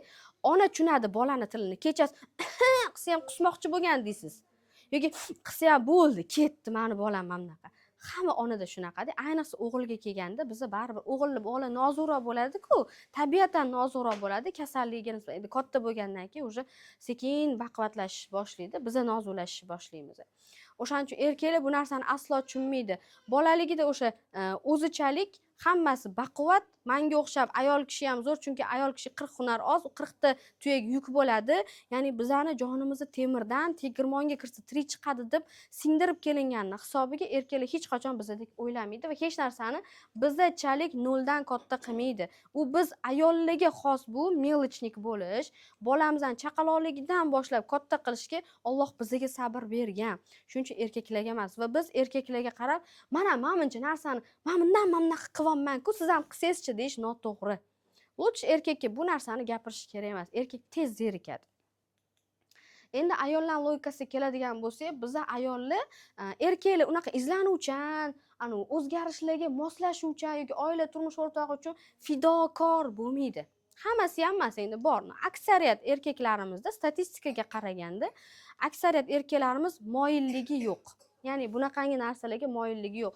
O'zini prям fido qilib tashamaydi. Ular albatta bir oyda bir marta gapga borish kerak, saunaga borish kerak, qatlagada bowlingga borib kelish kerak, nimalardir qilib kelish kerak-da, чтобы ularga tak o'ddih kerak-da. Ayollar uyda o'tiraversa ham mayli. Shuning uchun biza bemalol o'zgarishlarga hamma narsaga moslashuvchamiz, turmush, oila deymizmi, hamma narsaga. Keyin o'sha katta bo'lganimizdagi yillar davomida yig'ilib nakapleniya bo'lib kelgan narsani keyin chiqara olmay qiynalamiz. Buni chiqarayotganda ayol kishida albatta organlari orqali bilinadi. Jigarida problema bo'ladi, katta bo'ladi, matkasi tushib qolgan bo'ladi, katta bo'ladi. Vashcha уже siydi usholmayman. Umuman namoz o'qiyotgandan chidolmayman даже. Chiqib ketyapti. Aksirsam gapirmasa ham bo'ladi deyshadi. Keyin ayollar juda ham mana o'qisanglar bo'ladi. Shuncha qadam tashladim, ammo menga qaramayapti. Ya'ni birinchi tip ayollar, erkaklarga yoqmaydigan tip ayollardan umuman menga qaramayapti. Nahotki unga yoqmay qolgan bo'lsam yoki ortiqcha vaznim bor yoki ortiqcha qornim ko'ynimni qoldirdi, tanam ham oldingidek emas deb o'zini ayblovchi ayollar erkakka yoqmaydi. Va boshqani ham ayblovchi ayollar yoqmaydi. Iloji boricha, misol uchun siz dokazat bilan gapirishingiz kerak. Biz ayol shuncha narsa qildim, uzoq ketamiz. Yo'q, unaqa emas. Erkakka как по факту gapirishingiz kerak. Shunda u sizga nisbatan u ham po faktu berishni boshlaydi. Chunki biz bolaligimizda o'g'il bolaga чтобы yomonlar bilan yurib ketmasligi uchun biz unga cheklov qo'yganmiz-ku, to'g'rimi? Mana shu cheklovlarni nima qilib po faktu gapirganmiz. Mana bu yoqqa yursang ham bunaqa bo'lasan. Qizlarga как bormaysan bo'lsa, o'g'il bolaga biz faktu gapirganmiz. Chunki o'g'il bola ko'chani bolasi. Ayollarda mana shu hislatlar umuman erkaklarga vobshe yoqmaydi. Ya'ni ular tez tushkunlikka tushib qolishadi. Tushkunlikka tushgandan keyin ular hamma narsani tashlab qo'yadi u ayollar. U ayollardan erkaklar o'shaning uchun tez zerikadi. Ular bilan umuman gaplashgisi ham kelmaydi. Shaddod, ana kuni kimdir aytayotdi, uylanganingda yuzi qizarganiga uylanishing kerak degan gapni gapirishyotdi. Haqiqatda shunaqa, ya'ni jahli chiqib ketadigan ayollar bo'lib, biror narsa qilsa, ana shunaqa isterik ayollar yoqadi erkaklarga. Ikkinchi erkaklar, erim boshqa ayolni topganmikin, erim xiyonat qilyaptimikin, jinsiy aloqa yoqimsizmikin, axir o'zimga qarasam, farzandlar tug'ib bersam, uy ishlarini do'ndirib tashlayman, balki mehrim kamlik qildimi deb o'zini ayblaydiganlar. Bunaqasi ham xato, chunki erkakka sizni mehringiz kamlik qilmaydi yoki ko'ramiz-da, qizlar tan olaylik, bugun o'zini guldek xotini bo'ladi, qayoqda bir tasqaraga ilakishib qolgan erkakni ko'rganmiz, hammamiz ko'rganmiz. Mana uni ko'rding, yurishini qarang. Mana bunda bor, xotinini qarang. Guldek xotini bor. Вообще prям vau. Ko'rganmisan, chaqqon oilasi. Men yurgan, qara, savol. Mana shunaqa qilganmiz baribir. Men o'zim ham qilganman-da. Qachonlardir qilganman. Hozir bu narsani to'g'ri tushunaman. Nimaga? O'sha ayol tashqaridan emas, u как chupa-chups tashqaridan qobig'i juda ham xunuk, lekin ichkarisiga, erkak uni ichki dunyosiga kirib borganida, u umuman abidalari yo'q. Erkak xato qilsa ham yaxshi ko'raveradi. O'sha erkakning xatolari bilan qabul qiladi. Bolaligida o'tgan xatolari, hozirgi bo'lib o'tgan xato, o'zi bilan yashab turganida ham xato qiladi, lekin o'sha ikkinchi ayol bilan yashaveradi. Nimaga yashayapti shu bilan? Xo'p, nima razitsasi bor?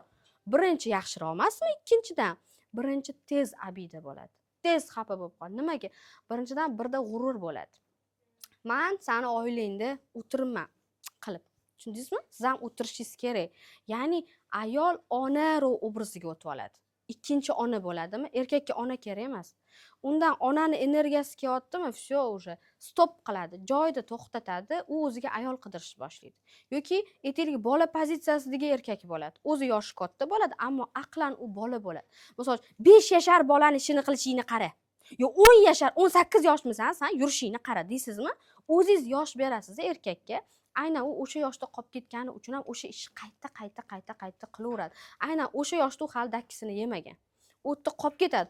Men chol bo'lsin, 80 yashar chol bo'lsin, nechidir yashar bolani ishini qilyaptim, bilaveringki, uni ong jihatdan uni ichida kichkina bolacha qolib ketgan, o'sha yoshida qolib ketgan. Shuning uchun katta bo'lganda bu nafs masalasi, u psixologiyada bo'ladi, nafs masalasi, o'sha nafsini to chiqarib olmagunicha erkak kishi qilaveradi. Bu narsa ayol kishida ham bor. Demak, ikki turdagi ayollar erkaklarga umuman yoqmaydi. Ayol doimo o'zini ustida rivojlanishi kerak. Agar ayol eriga yopishib olsa, er undan uzoqlashadi. Agar ayol yaxshi ko'rgan o'ziga bir mashg'ulot topsa, misol uchun, meni mashg'ulotlarim ko'p. Erim meni spiskamga o'chirib turish kerak. Deylik-da, taxminan meni spiskalarim ichiga o'chirib tur, menga o'chirib keladimi deydi. Ha, keladi. Hozir to'xtab turing, 5 minut mashina qilib oling. Erkak ovchi bo'ladi-da, u sizni ketingizdan mana shu o'lab yurish kerak-da, shu pistoleti bilan o'lab yurish kerak. Paq etib otguncha. Qachonki o'sha sizni tutib oladi, sizni otadi, siz o'shanda unga yutqizgan bo'lasiz. Erkak shuni xohlaydi. No, biz buni ko'pincha bilmaymiz, erkak ovchiligini. Aslida biz erkakdan qochib yurishimiz kerak. Qanaqa yaxshi ko'rgan mashg'ulotlarimiz bilan qochishimiz kerak.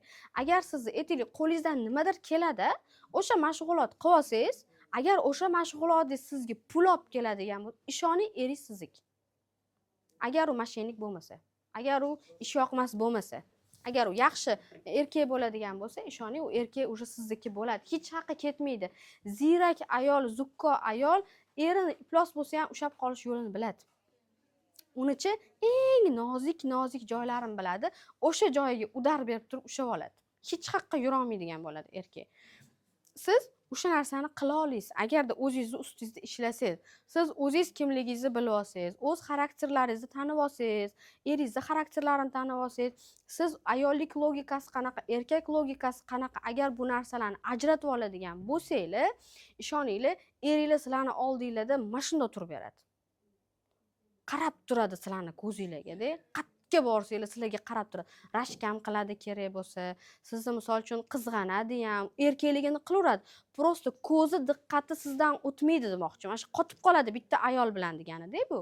Boshqa ayollarga o'sha ishi bo'lmay qaramay qoladi. Chunki bitta ayolni o'zida qiziqadigan, bilgisi kelgan narsalari, tomonlari ko'pdek qarasa, olmosni qancha sayqallasangiz shunchalik qirralari ko'paygan sari u qimmatlashib boradi-ku. Xuddi shunaqa siz qirralari ko'p olmos bo'lishingiz kerak. U sizni ko'mir paytingizda topdi, sizni ichingizdan amalladi, sayqalladi, uyda oila, turmush, hayot hammasi sayqalladi, siz olmos bo'ldi, yarqirab chiqdingiz deylik, nechadir yilda yarqirab chiqdi. Agar u sizni qadr qiymatingizni bilsa, chet davlatda shunaqa narsa borki, agar shu narsani qadr qiymatini bilsa deydi, olib borib sotgan, qadr qiymatini bilgan odam o'zi qimmat narx qo'yib oladi deydi. Endi bizani O'zbeklarda qadr qiymat degan narsani siz o'zingiz qo'yasiz. Ishonavering. O'zingiz uni ishontirasiz. Siz unga установка qo'yasiz miyasiga. Что я золотая, что я бриллиантка, что я вот такая-sikaya. Tushundinglar? Shunaqa qilib borasizlar. Endi bizda qizlarjonlar shuncha narsadan keyin albatta bizda stress bor. Stress bizda qanaqa ta'sir qiladi? Hammaga zo'r ko'rinyaptimi ekran? Men bu narsani kechasi bilan o'zim yozib chiqqanman. Nimaga ketma-ketligida gapirib berishim uchun qilib chiqqanman. Biz xolesterin deganda nimani tushunamiz? Qanaqa yog'? Ne. Xo'p, umuman xolesterin o'zi nima u? Yo'q, ular charvi yog'lar. Xolesterin toza yog' bo'ladi. GHI yog'lardan olinadi xolesterin. Haqiqiy xolesterin bizani gormonlarimizga juda ham muhim narsa, juda. Omega xolesterin qizlarjonlar. Omega ichgan odamni nimaga gormonlar yaxshi ishlaganini ko'rgansizlar. Oramizda mana vitaminchi qizimiz bor. Omega zo'r ketadi, Robiya ayting. uchib ketadi amik, chungan odam qoldirmay oladi amik. Ana nimaga? Chunki biladi-da odam, что uni tanasiga gormonlari xuddi siz gulga qanaqa suv o'g'it bersangiz, xuddi shunaqa u suv quysangiz ham o'g'iti bo'lmasa minusga kiradi, to'g'rimi? Baribir o'g'it qilishingiz kerak. Mana shu xolesterin sizga o'g'it. Sizni tanangiz uchun eng muhim narsa. Mana bu buqog'ingiz yaxshi ishlar, yo'damaring ichdingiz, ta'sir bo'lmadi. Hamma narsa ichib ko'rdingiz, bordingiz, doktorga bordingiz, sizga gormonlar yozib berdi. Ishlamayapti. Nega? Chunki bunga xolesterin kerak. Ya'ni buni qanaqa tushuntiraman? Bu benzin. Bu sizni bezlaringiz uchun benzin. Gazda yursa gaz, benzinda yursa benzin, avtobus bo'lsa solyarka. Tushunasizlar? Mana shu benzin keldi. U tanamizda endi pregnenolon gormoniga aylanadi. Pregnenolon gormonidan ketdi, уже bu yog'iga ketaveradi. Ko'rasizlar, mana andestendion, estron, estriol va estradiol ko'rasizlar, bo'linib chiqadi. Estradiol andestendionni testosterondan keyin chiqadi. Ya'ni ikkita gormon bitta bo'lganida bizda estradiol chiqib kelyapti. Nimaga? Qarang, ayol kishida testosteron bor. Agar testosteron baland bo'lib ketdimi, estradiolingiz past bo'laveradi. Chunki bu sintezlanib nima bo'ladi? Estradiol paydo bo'ladi. Ya'ni estron bilan, ya'ni mana folikul ishlab chiqaradigan gormonimiz bilan qo'shganda estradiol bizda ovulyatsiya payti yorilib chiqishni boshlaydi. Ya'ni tuxum hujayra yorildi, chiqib fallopiy trubalarga o'tishni boshlayotganda o'ynavur, bemalol vip sinmaydi umuman. Mana bu yerdan mana tuxum hujayra yorilgandan keyin mana shu yerda o'zi qizil bo'lib turibdi-ku, buni qobig'i bor, qobiqqa ichida yana qobiqcha bor, qobiqchaning ichida tuxum hujayra bor. Mana shu qobiqchani katta qobiqchani ichida suyuqlik bo'ladi. Aynan mana shu suyuqlik bizda estradiol gormoni bor, o'tda gormon suyuq bo'ladi. Bu mametdan chiqayotganda haligi qobiq mamitdagi bosim hisobiga u yoriladi, estradiol butun tanaga nima qiladi? Parchalanib yoyilishni boshlaydi. Va toza tuxum hujayra bizning tuxumdonlarimizga o'tadi, mana bu truba yo'limizga o'tadi. Agar bu yerdan sperma kiradigan bo'lsa va bizda hech qanaqa saqlanuvchi narsamiz bo'lmasa, tuxum hujayra sperma bilan zachatiya bo'ladi va 2 haftadan keyin, 2 hafta davomida bachadonga kelib tushadi. Demak, estradiol bizda mana shunday hosil bo'ladi va tushadi. Endi agar sizda stress bo'ladigan bo'lsa, yaxshilab eshitib olinglar shu joyiga. Stress bo'ladigan bo'lsa, siz 10 ta ichmaysizmi omega? Primoy kortizol va pregnenolonoviy krajaga olib keladi. Men sizlarga hozir meditsina tilida gapiryapman, endi sizlarga buni o'zbekcha tilda, odam tilida gapirib beraman. Buni aytishimiz mumkin, siz benzin quydingiz-da, keyin bitta chuqurga tushdi, benzin bakingiz nima qildi? Teshilib qoldi. Butun benzin yo'l-yo'lakka prosta takka oqib ketdi. Qanaqa bo'ladi u?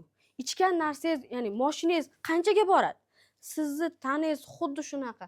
Tana primoy teshib o'tadi. Shuncha gormonlarni o'rniga shuna teshadi-da, oqib ketadi.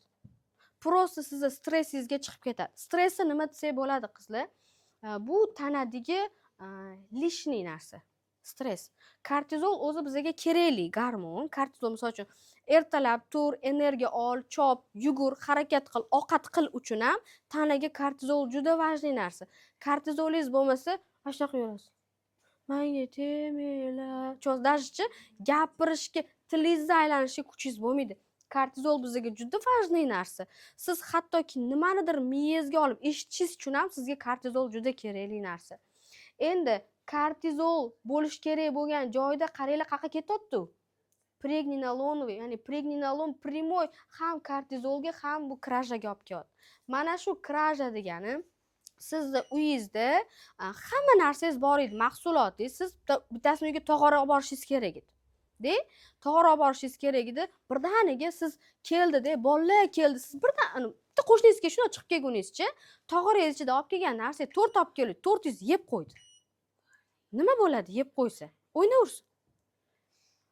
O'ynaversa hech narsa qilmaydi. O'ynavur rayoni, zerikyotsana qizim. O'ynavur. Xohlaganingcha o'yn. Ichak-chavog'ini churib tashlasang ham mayli. Men qayta yig'ib olaman, chiqsa-yu.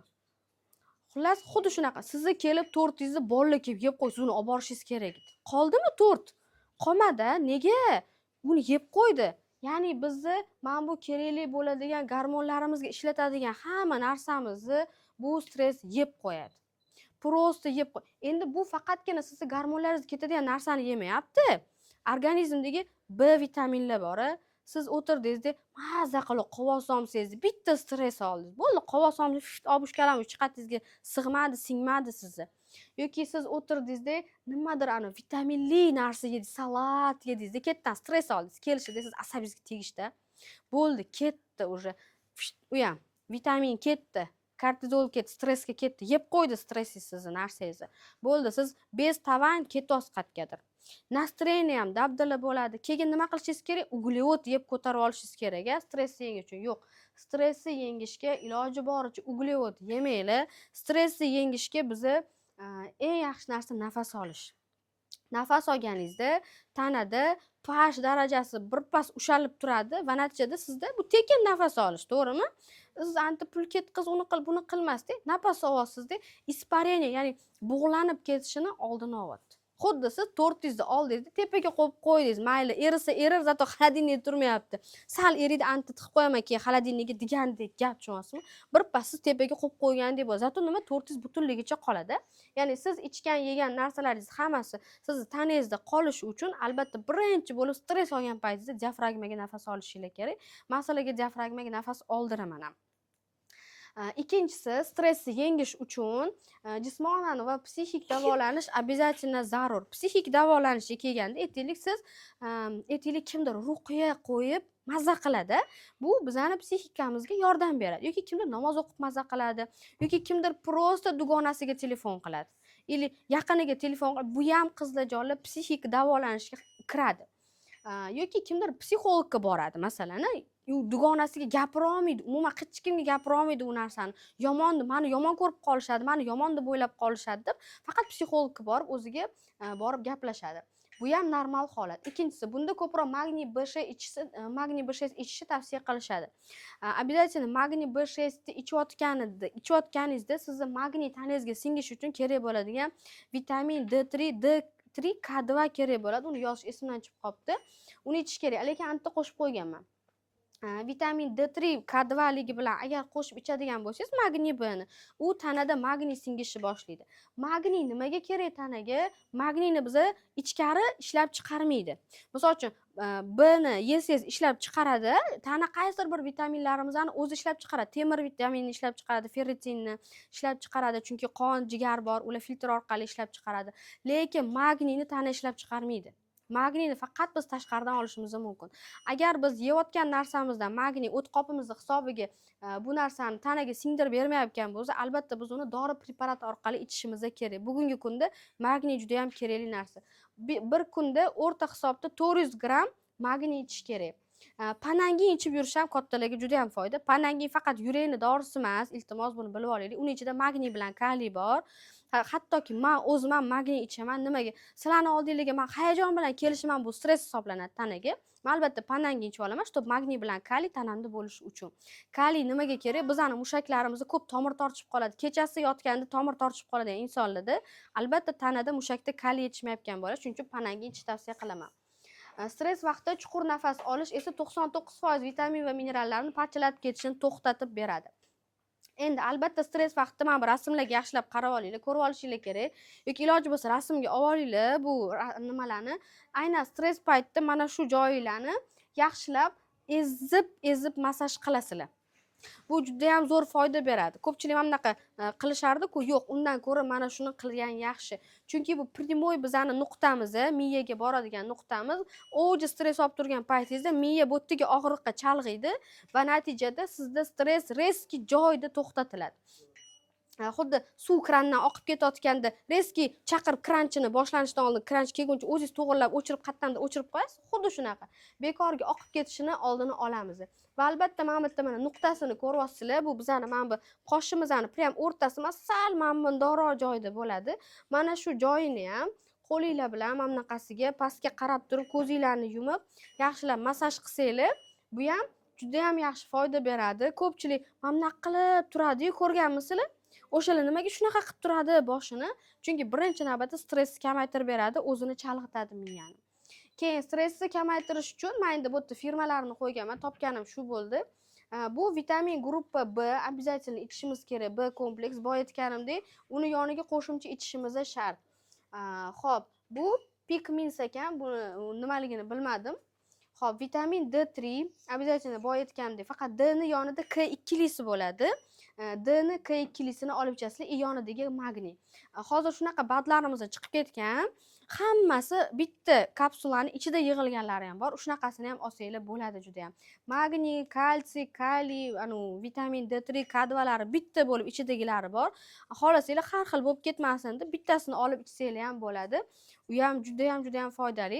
Iloji bo'lsa rasmga olgan bo'lsanglar, keyingisiga o'tkazaman. Endi hozir iloji bo'lsa menga o'rninglardan turib berasizlar. Sizlarni agar qiynab qo'ymasam, o'rninglar turib berasizlar. Biz diafragmaga nafas olamiz. Biz uchun bu perikur bo'ladi. Perikur bo'ladi. Hammamizni turib oldik. Bitta qo'limizni ko'kragimizga qo'yamiz, bitta qo'l qorin uchiga qo'yamiz. Yaxshi keldingizmi? Ko'pchilik bilan so'rasha olmadim. Qo'yganimizda qizlar, ko'krak qafas umuman qimirlamasligi kerak. Yelkalar umuman qimirlamasligi kerak. Qaddi qomatimizni tekislab olamiz, bukchayib qolmaylik. Tekis turasiz, siz bilasiz, nafas olishni. O'quvchilarim bor shu yerda. Nafas olganda faqat qorinni ishiramiz. Siz ham bilasiz, Nigora Fuja. Qorin ishadi. Nafas olganda xuddi qorningizda shar bordek tasavvur qilasizlar. Qorin ishadi, keyin qorinni nafas chiqarganda ichkariga kiradi. Mana shunda diafragma tushib, ko'tarilib, nasos bo'lib ishlashni boshlaydi. Buni bir 10 tacha bajaramiz. Bosh aylanishi bo'ladi, обязательно. Qanaqadir mana bu ko'krak qafaslaringizda ozgina og'riq bo'ladi. Bo'shashasizlar, bu norma. Agar bo'shashib shu narsalar bo'layotganini tabriklayman. Tanada butun chuqur kislorodni olgan bo'ladi. Faqat qorin ishlasin, ko'krak qafas umuman ishlamasligi. Ya'ni ko'kraginglarni mana bunaqa keng ochmanglar. Xo'pmi? Umuman ishlamaydi. Prosta qorin. Qorin chiqadi, qorin kiradi. Qorni yo'g'lida ham qorin chiqadi. Kichkinagina bo'lsa ham qorinchasi chiqadi. Bu hamma qorinli menimcha.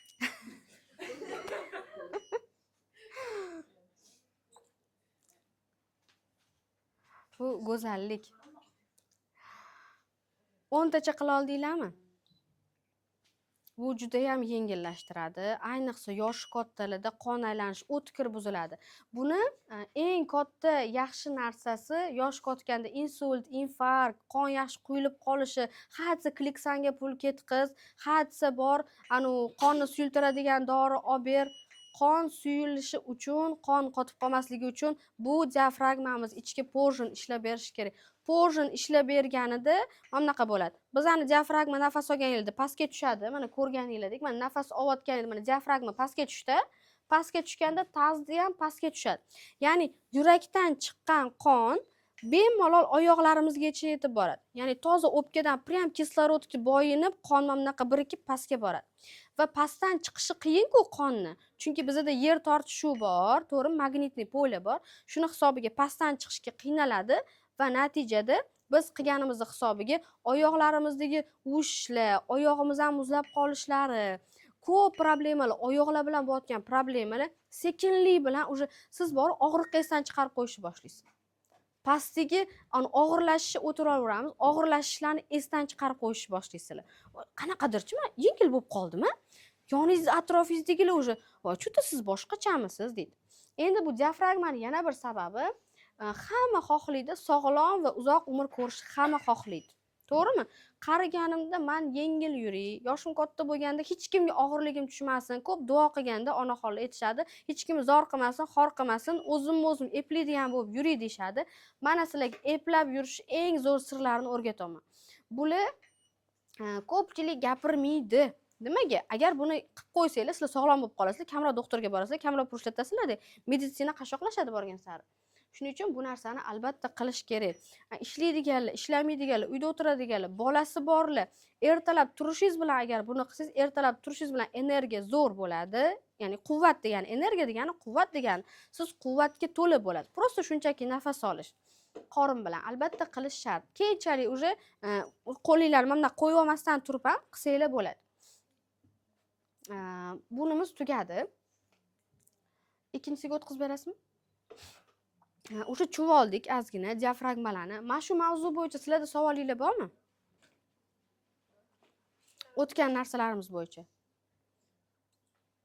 Erkak tilini tushunmadim. Hm? Erkak tili bor. Erkak tilimi? Ha, erkak tili bu psixologik gansida, uni uzoq gaplashsak, hozir hech narsaga vaqtimiz yetmaydi. Erkak tilida sal soddaroq gapiriladi. Sevgi tilini o'rganish. Shunaqaga o'xshaydi.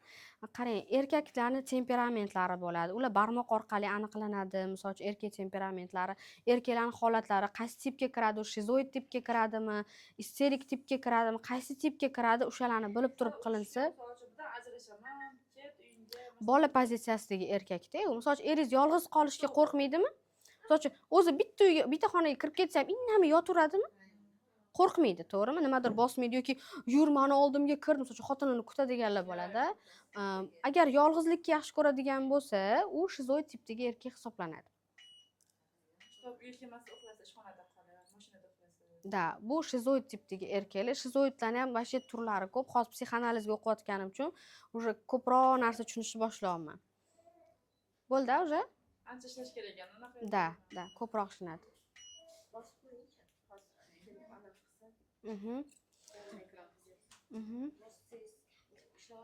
Нет. Ishlamayapti. Shunaqa har bir insonning o'zida shunaqa tiplari bo'ladi. Kimdir yolg'iz qolishni yaxshi ko'radi, kimdir isterichniy bo'ladi. Prям sal narsaga ham jahli chiqib ketaveradi. Kimdir umuman aybdorlik, misol uchun sal narsa gapirsangiz, xuddi siz uni ayblab tashlayotgandek jahli chiqib ketadiganlar bo'ladi. Ularda aybdorlik hissi juda ham kuchli bo'ladi. Ili o'zini ayblaydi, ili birovni ayblab yashaydi. Hammada har xil. U tiplariga bog'liq, u вообще bir juda katta tema. Men o'zimni hozir endi anglashni boshlayapman. Что men ham shizoid tipda ekanman, depressiv holatda ekanman. Hammasi kelib chiqadi. Shizoidlar ilmga juda ham chanqoq bo'ladi. Kitob обязательно o'qish kerak, обязательно qanaqadir dars eshitish kerak, nimalardir eshitish kerak. Shizoid tipdagilar mana shunaqa bo'ladi. Libidasi bor, marsidasi bo'ladi. Kimdir o'zini o'ldirishga moyilligi bo'ladi. Ularda naborot marsida kuchli bo'ladi. Libidan teskarisi bo'ladi. Unaqalar juda ham ko'p, u juda katta tema. Uning uchun обязательно psixologda birorta kimdadir o'qib o'rgansangiz bo'ladi. Oddiy kursida o'qimaydi, davolovchi kurslarda o'qimaylar-da. Ko'pchilik davolovchi kursida o'qiydi-ku. Iloji boricha davolovchi kursida o'qimaylar, ilm beradigan kursda o'qish kerak ekan. Endi biz problemalar haqida gaplashamiz. Birinchi temada biz bir nechta narsalarni bilib oldik, tanib oldik. Ikkinchimiz problemalar, ya'ni u sharoitida o'zingizda qanaqa muammolar borligingizni bilan bilib olishib, tanishib chiqishingiz uchun. Ko'pchiligi borsanglar ginekologga, menda problema bor, lekin hech narsani bilmayman, ginekolog menga gapirmadi deyshadi. Birinchi problemamiz bu CD ushlab tura olmaslik, aksirganda, yo'talganda CD chiqib ketishi, bachadon tushishi, gemoroylar. Ikkinchi problemamiz qinda yonish, achishish, tez-tez молочница bo'lish.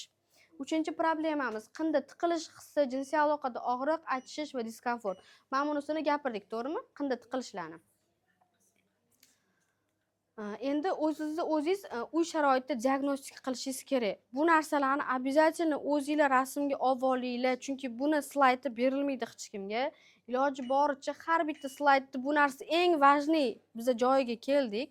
Ikkinchi soatimiz bu uyingizda hech kim yo'q xonaga kirasiz. Hech kim yo'q xonaga kirib, eshikni quplab olasiz. Обязательно. И o'zingizni tekshirishingiz kerak. Gigiyenichniy nozik joyingizni ko'rikdan o'tkazasiz. Bunda ko'rikdan keyin o'zingizni tashxisingizni bilib olgandan keyin bizga albatta qayta murojaat qilasiz. Filler, plastik operatsiya yoki intim gimnastika kerakligini aniqlashga yordam berish uchun. Rasmga oldingizmi? O'tkazavering, rasmga oldinglar? Yo'q, o'zingiz bemalol tashxislaysiz. Shuncha ayollar bemalol tashxislab. Endi o'zingiz mana bu rasmlarda ko'rayotganinglardek avval teginglarga chiroyli qilib toza narsa yozib olasizlar. Undan keyin qo'lingizni yaxshilab yuvib olgan bo'lishingiz kerak. Top-toza bo'lishi kerak, qo'llaringiz so'millanib olingan bo'lishi kerak. Kichik oynacha, agar iloji bo'lsa kichkina oynacha olib olinglar o'zingizlar bilan, farqi yo'q. Bunda kattaroq oynacha ham bo'laveradi, bunaqa dumaloq yuzingizdek bo'ladigan. O'shanaqa oynachani olib olasiz, o'tirib olasiz, ikkita oyoqlaringizni ochib olasiz. Iloji bo'lsa birorta suyanadigan joy bo'lsa, suyanadigan joyiga o'tirib olib ochasiz. Ochganingizda ichki kiyimlaringiz bo'lishi kerak emas.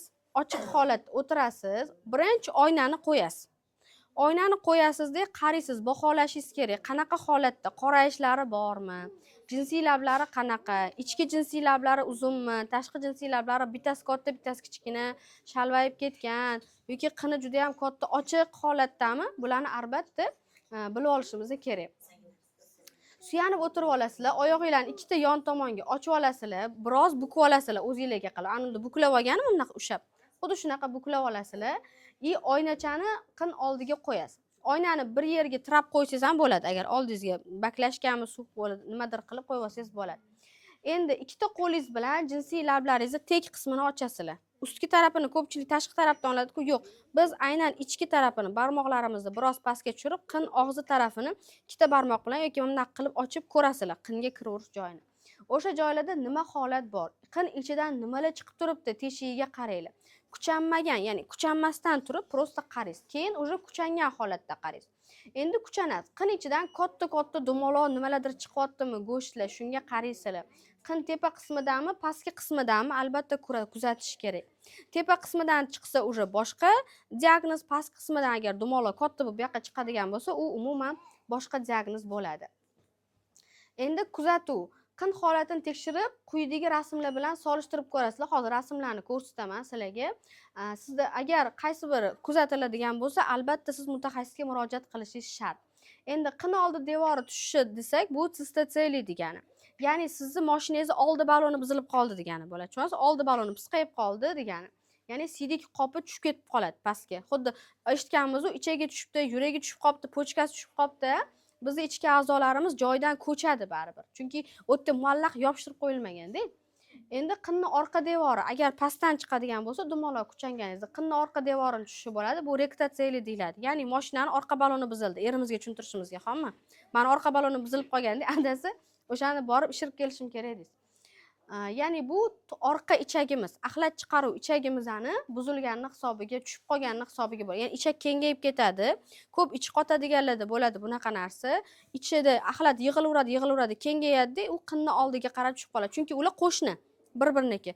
Xuddi siz qo'shnisiz o'rtada devorda, devoriga suyantirib nimadir qilib, siznikiga ag'anab tushdi. Xuddi shunaqa qo'shni devorlar ag'anab tushadi. Endi u ich qotishi sababidan yig'ilgan, to'plangan axlat og'irligini ko'tara olmay, qin orqa devori qayrilib, egilib tushib qoladi pastga. Keyingisi bachadon tushishi. Agar qin ichidan bachadon chiqib ketayotgan bo'lsa, unda u sizda bachadon tushishi bo'ladi. Birinchi, ikkinchi va birinchi, ikkinchi, 3-darajali va 3-chi, 4-chi darajalilarga bo'linadi. Birinchi daraja qinni ichida bo'ladi, u tashqariga chiqmagan bo'ladi.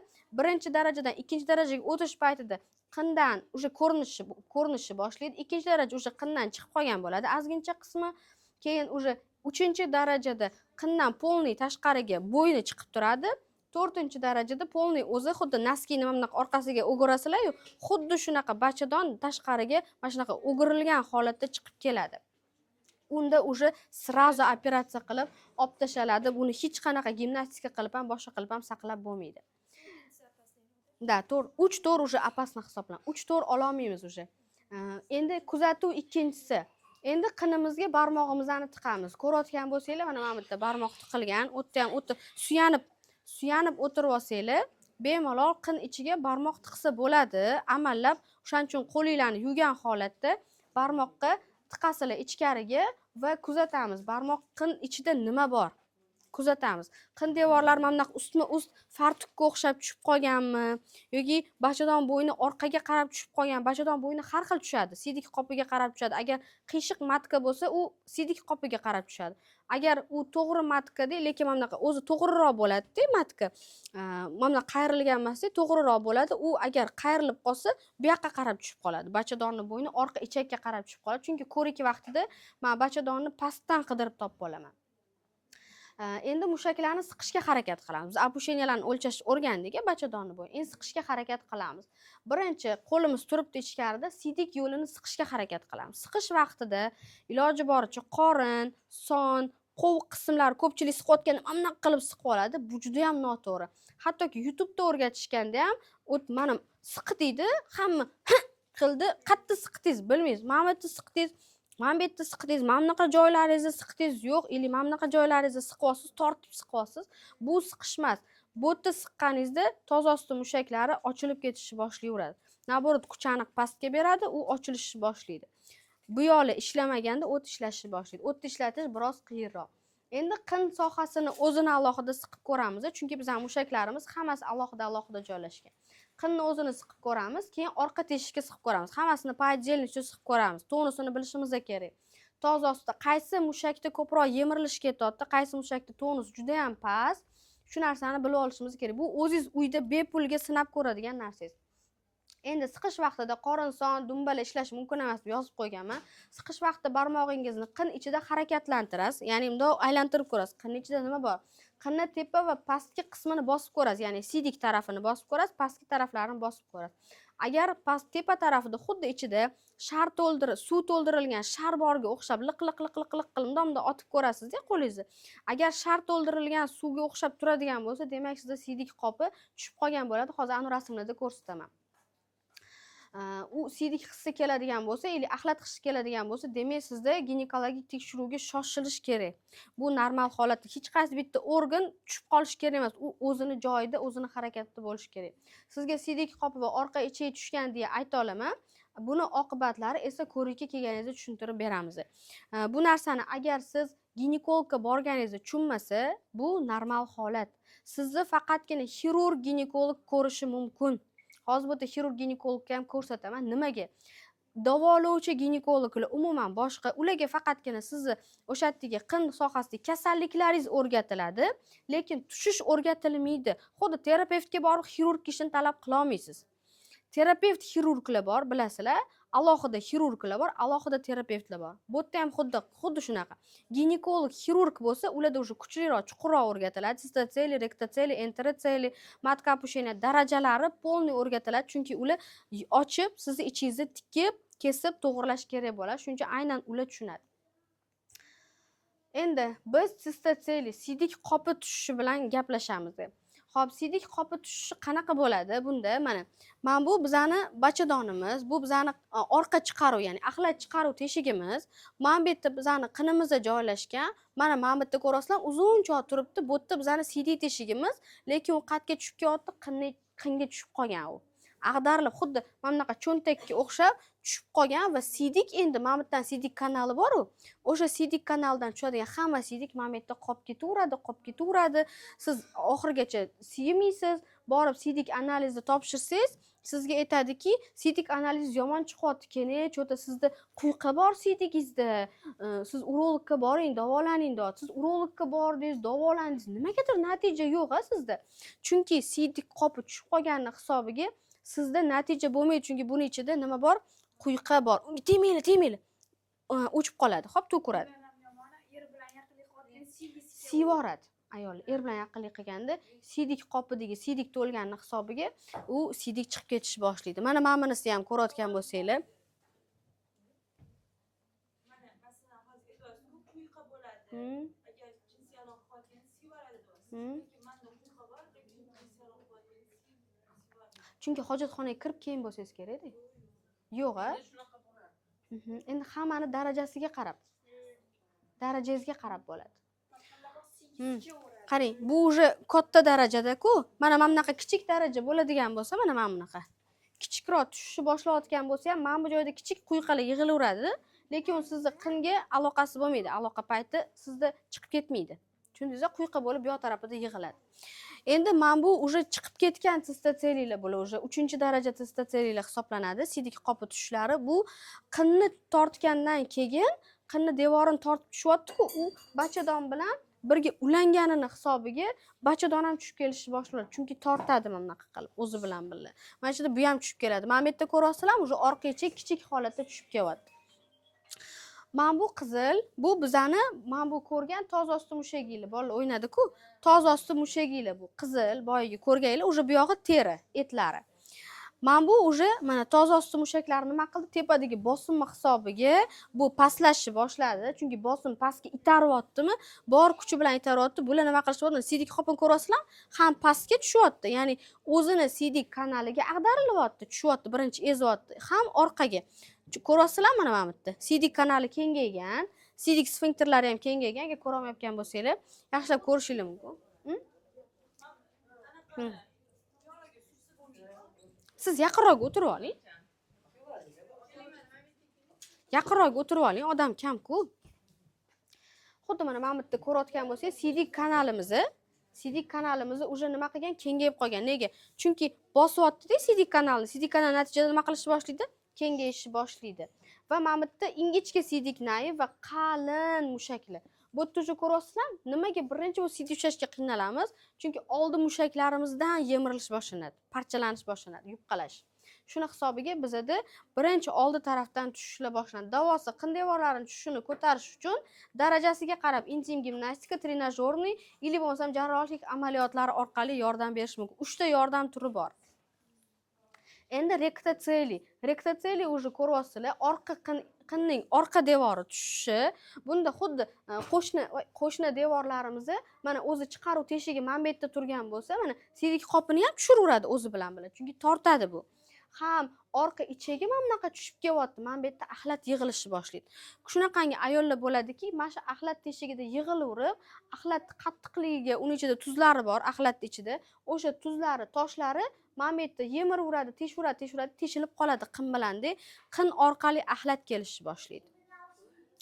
Bu juda ham achinarli holat. Bizga kelishadi bunaqa holatda ham ayollar kelsa, biz srazu operatsiyaga jo'natib yuboramiz unaqa ayollarni. Mana bu yerda ham ko'ryapsizlar, strelka bilan ko'rsatib qo'yibdi.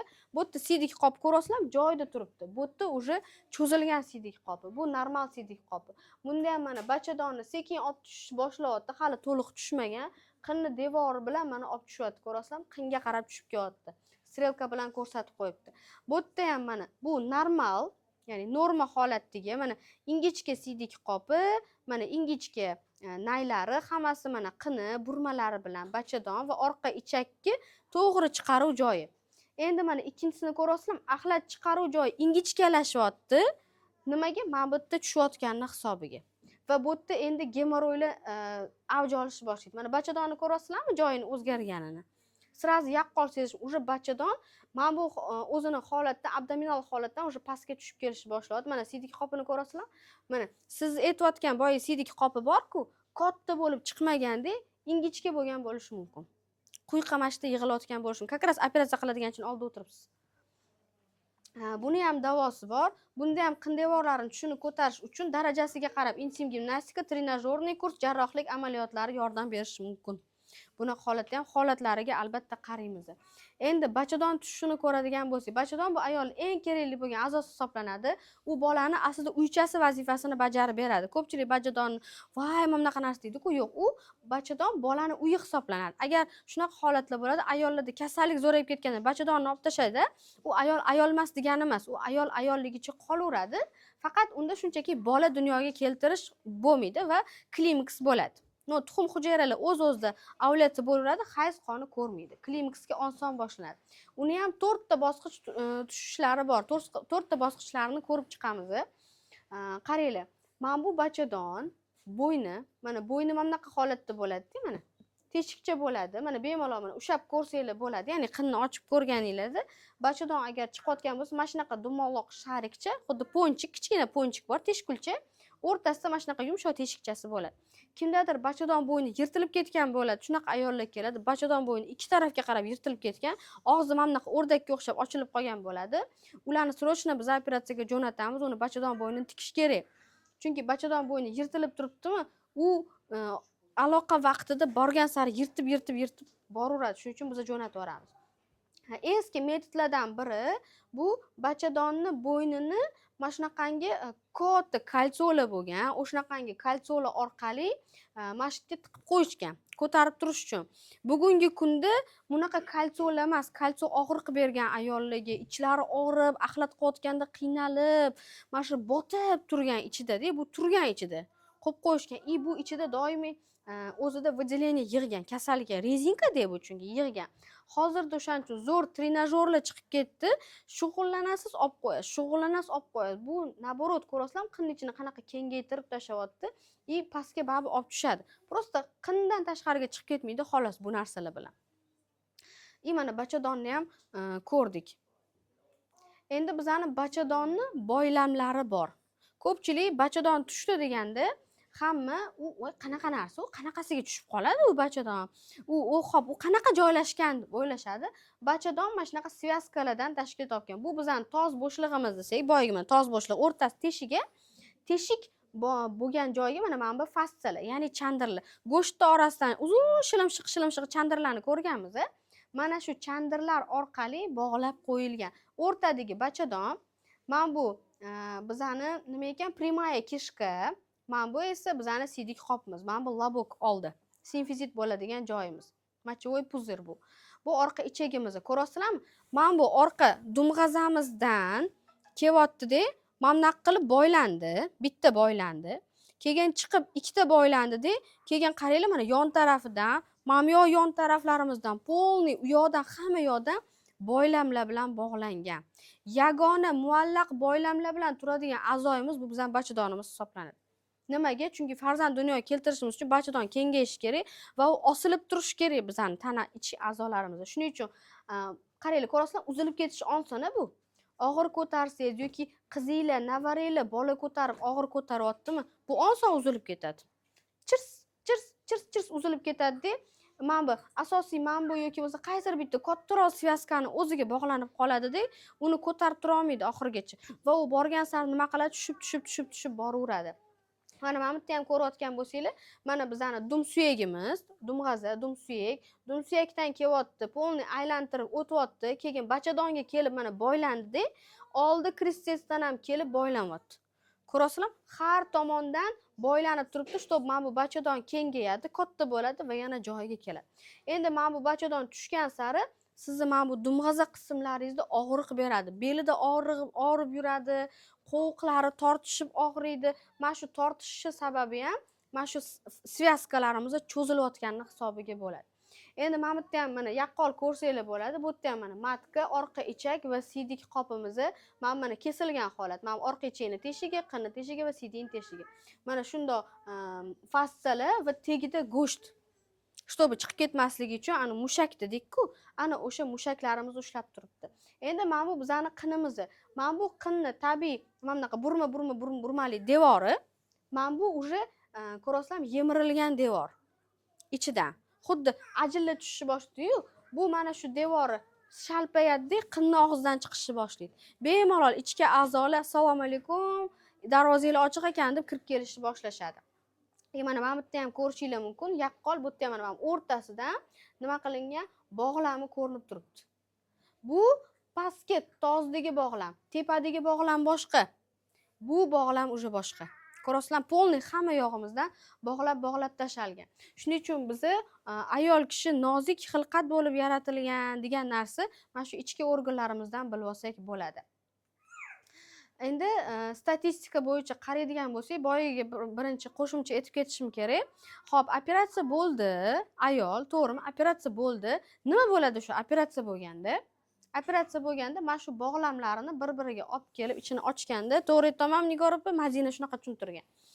Muborak ham bilan. Plastiskiy qilganda mana shu fassalaringlarni bir-biriga olib kelma, cho'zilib ketdi bu, xuddi ishtonni boylami rezinkasi cho'zilib ketgandek. Buni olib keladi, ustma-ust qo'yib, ustiga setka qilib tikiladi.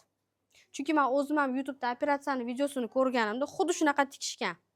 Ya'ni setka qo'yib tikadi, xuddi siz uyingizda karniz qoqqansiz, pardangizga bola keldi, osildi, karnizingizni bitta mixga o'rnatib qo'ydingiz, ehtiyot qil, osilma pardaga. Xuddi shunaqa, bu ham sizga kichkina setka pardacha qo'yib qo'ydi. Siz uni naborot avaylashingiz kerak. Operatsiya ham sizga oxiri yechim emas hech qachon. Baribir toza osti mushaklaringizni yaxshi harakatlantirishingiz kerak, diafragmalarga nafas olishingiz kerak bo'ladi. O'zingizning sog'lig'ingizga, salomatligingizga yana ham 2 baravar, 3 baravar ko'proq qarashingiz kerak bo'ladi. Endi statistika bo'yicha qaraydigan bo'lsak, bemalol o'qishingiz mumkin. Sog'lom ayollar borgan sari kamayib boryapti. Meni oldimga sog'lom ayollar ham keladi, prям havasim kelib ketadi ularga. Sog'lig'ini yaxshi saqlagan ayollar ham keladi. Va sistoselisi bor ayollarni ko'ryapsizlarmi, darajasi rektoselidan ko'p. Nimaga? Boya aytganimdek, bizning ayollar tualet muammosi bilan ko'cha-ko'yda kirmaydi-da, ichida siydik yig'ib yurishadi. Eng yomon narsa siydik ichida yig'ib yurishi. Yig'yapsizmi? Bo'ldi. quyqalar ham bo'laveradi, siydik qopingiz ham tushiradi, shar bo'lib kengayib ketadida. Shunaqa ayollar keladi, даже ichida 1,5 litrgacha suv jo'natasiz, qiltib sigingiz qistamaydi. Slishkom kengayib ketgan. Ularni уже operatsiya qilib, olib tashlab, ichagidan yengil qilishadi deb aytishdi. Keyingisi mana rektatsiyali orqa ichagimizdan tushishi ham ko'ryapsizlar, darajasi mana 60% ga yaqinlashib qolgan. Bachadon tushishi vashim ko'p. Har 10 ta ayol oldimga keladigan bo'lsa, ko'rikka 10 tasidan 8 tasida bachadoni tushgan bo'ladi. Qiyshayib tushgan bo'ladi, o'rtacha tushgan bo'ladi, endi tushib ketgan bo'ladi, vobshe tushib ketgan bo'ladi. Oladigan, olmaydigan joylarim bor. Mana o'sha darajalarini ko'rib chiqaman. Da, o'zim ko'raman. Ha, hammasini o'zim aytaman. Ha. Endi ko'rikka keladigan bo'lsa, обязательно har 6 oyda qizlar ko'rikdan o'tishinglar shart. Chunki bu sizlarning salomatligingiz uchun kerak. Aksariyat ayollar umuman ko'rikka borishim shart emas, men sog'lomman deb o'ylaydi. Ammo o'zidagi kasalliklar nima qilishadi? O'tkazib yuborishadi, oyoqda o'tkazib yuborishadi. Keyin rak dispanserlarida yugurib yurgan ayollarni ko'raman. Ko'pchilik o'sha rak dispanserda o'zim prosta borib o'sha ayollar bilan gaplashishga, suhbatga borganimda, как очередь kutib turgan ayol bo'lib borganman-da. Endi eroziyam bor deb aldab borganman. Borganimda, agar sizga mana shu narsani mamnaqa qilsang shunaqa bo'lmaysan deganda nima qilgan bo'lardingiz? Desam, ular aytadiki, oxliroq bilganim deydi deyshadi. O'sha davno kech bo'lib ketgan ularda. Chunki eroziyasi bor, qaratmagan, u sin 1, sin 2 bo'lgan, kolkoskopiya qildirmaganmi, ketdi, eroziya rakka aylanib ketgan, rak sheykomatka bo'lib, o'sha sheykasini oldirib tashlasa ham o'sha oxirgi stadiya bo'lib ketgan. Doktordan so'raysiz.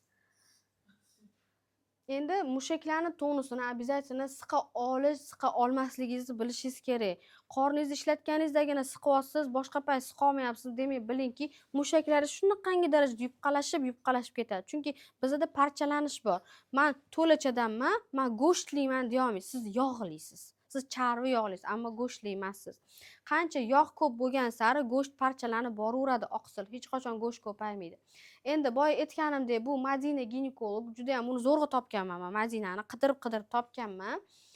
Yaxshi qilib beradi, operatsiyalarni ham qilib beradi, davolashga ham vashshi zo'r qiz, o'zi bir nechta joyda ishlaydi. Ikkita klinikada va hamma biladigan davlat ishxonasida 16-go'rbanitsada dejurstvoda turadi, operatsiyonida o'zi operatsiya qiladi, ham davolaydi. Bu mamma bilganingizda. Ya'ni 18 yoshdan to 60-70 yoshgacha bo'lgan barcha ayollar operatsiya bo'ladimi, bo'lmaydimi, qanaqa bo'lishidan qat'iy nazar o'zi uchun bir marta kelib o'rganib, qolganiga umrining oxirigacha davom ettirish shart. Chunki xohlamaymiz, oldingi bizda o'sha yoshlar oldingidek emas. Oldinda bularimizni, masalan, CD o'tib ketib, uydan, xonadan qarilarning hidi deyilganda, oldin shiptir hidlari nazarda tutilganda, CD hidlari, masalan, axlat chiqib ketgan hidlarini bilganmiz-da, shu qarilarning uyi keladi-da, hidi keladi-da deyilgan. Hozir hech kim unaqa qarshi xohlamaydi deb o'ylayman. Ertaga masalan, gapga borasizlar, kimgadir borasizlar, albatta bu narsani yaqin birodarlik etishingiz kerak deb o'ylayman. Chunki ular ham qaraganda hozir любой bittasi kirib o'sha telefonni ko'radimi, kirib nima qildi? Voy, bu mollarga bormayman, meni o'pmasinlar, men kirmayman. Kimga yoqadi o'sha navaralaringiz oldingizga, даже bolalaringiz kirgisi kelmay qoladigan darajaga kelib qolishdan Xudoning o'zi saqlasin. Hozir hamma narsa yosharib boryapti. Shuning uchun ko'ngilni keng qilish kerak va kerakli joylarimizdan qaratishimiz kerak. Sizlarni tabriklayman. Birinchi navbatda bugungi kunga kelganinglar uchun, o'zingizlarni ko'rikdan o'tkazish, shu jinsiy salomatligingizlarni o'rganib, o'zingizlarni sog'lig'ingizga befarq bo'lmaganinglar uchun ham tabriklayman. Albatta o'zingizlarni ham uyga borib tabriklab qo'yinglar. Chunki o'zingizni hurmat qilib keldingiz, ya'ni mutaxassisdan kelib bu narsalarni ko'rib, живой o'rganib ketyapsizmi? Demak, siz birinchi o'zingizni hurmat qiladigan ayol. Uyga borib albatta tekshirib ko'rasizlar o'zingizlarni. Chunki har nimaga kerak. Men eri bormi, eri yo'q. Men hozir pashti er haqida gapirmadim ko'rgan bo'lsanglar. Nima haqida gapirdim? Sog'lik haqida gapirdim. Birinchi men uchun navbatda sog'liq, keyin er, keyin jinsiy aloqa, keyin boshqasi. Endi men oldim kelgan ayol o'zi tanlab oladi. Unga sog'liq kerakmi, jinsiy aloqa kerakmi? U kerakmi, balki uchalovi kerakdir. O'zi tanlab oladi. Kelib menga o'zi aytadi, shunga qarab gapiraman. Chunki men yoshlar bilan ham ishlayman, ajrashgan bilan ham ishlayman. Yosh katta 67 yoshli ayollar ham kelishadi, 70 yoshda ham kelishadi oldimga. O'tirib men bilan shug'ullanib ketishadi. Chunki ayollarni o'zini yoshiga qarab turib muomala qilaman, yoshiga kerakli bo'ladigan mashqlarni berganim uchun kelishadi. O'sha gapdaman, trenddaman. hozirda gapchilar boshqa narsani gapirmaydi, mani gapirishadi. Bundan juda ham xursandman. Murojaat qilish uchun rasmga olib olinglar, iloji bo'lsa, chunki ertaga yaxshi ginekolog operatsiya qilish kerak desanglar, tем более davlat ishxonasida uncha-munchasi olinmaydi, tем более tez tibbiy yordamda. Bu qiz вообще zo'r. Meni o'zim tengi qiz ekan. Men oldin bilmasdim, mendan katta deb o'ylardim Madinani. O'zim ko'rishib gaplashganimdan ishonch hosil qildim. Uni ishlari ham вообще zo'r. Men ishlarini ham ko'rganman, operatsiyalarini ham ko'rganman. Bunga очередga yozilib kelishadi. Buni o'zi nimadir qilishgacha vaqti yo'q, даже telefonga qarashga vaqti yo'q, chunki operatsiyaga kirib ketadi, operatsiyadan ko'rikka kiradi, ko'rikdan unga boradi, bunga boradi, yuradi. Men o'zim zo'rg'a topib 16-go'rbansida ishlaydi. Nigor opam bilan bilishlaydi. To'g'rimi Nigor opa? Ular ham mana 16-go'rbansida Madina bilan bilishlaydi operatsiyonida. Hey mama. Rahmat kattakon. Hamma ma'lumotlar menimcha sizlarga yoqdi deb o'ylayman. Sizlarga shuncha narsani tayyorlab, yozib chiqdim. Da, ham o'zi kerakligini oladi. Da. Abushin. Endi agar orqa tarafga tushib qolgan bo'lsa bor, qo'lingiz aylanib yuraveradi, matkan devor orqada bo'ladi. Orqa chekka qarab tushib qolgan bo'ladi.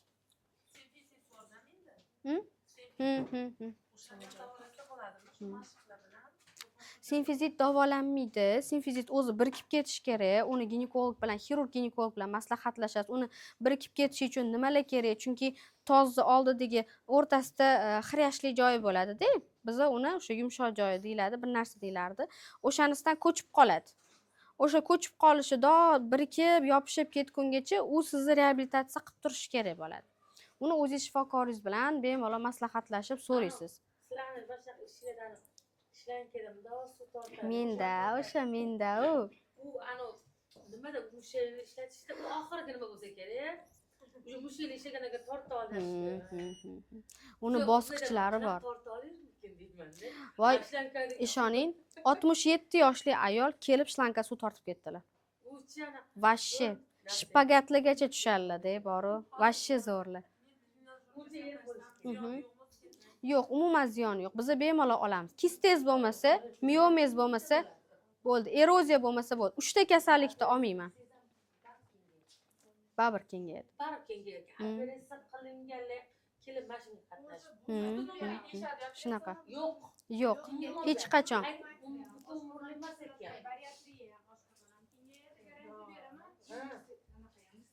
Hammasi kengayadi. Yo'q, baribir tushadi. Buni bitta o'qisangiz постоянно qilib yurasiz.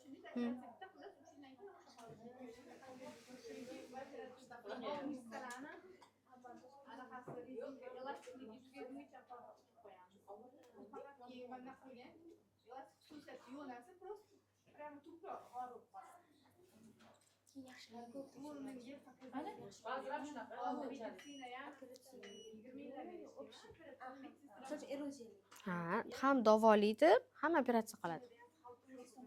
Yo'q, qarang. Mashinasini qildirgan Nima qiladi? bilan mashqqa qildirgani shuni eritganiga mashq qildirgani zo'r bo'ldi. Operatsiyadan zo'r bo'lmagan degan. Hozir mana bular chilaskalarni tikib plastikka qo'shib o'rgatdilar. Hozirgi faqat maganishani o'zini Shunaqa. qoraytirish maqsadida. Lekin opushining xalada bo'ladi. Tabiiy holatda ham genetikada opushining bo'lib Tez gapirdim o'zi. Bildingiz. Shaqillatib tashladim bori.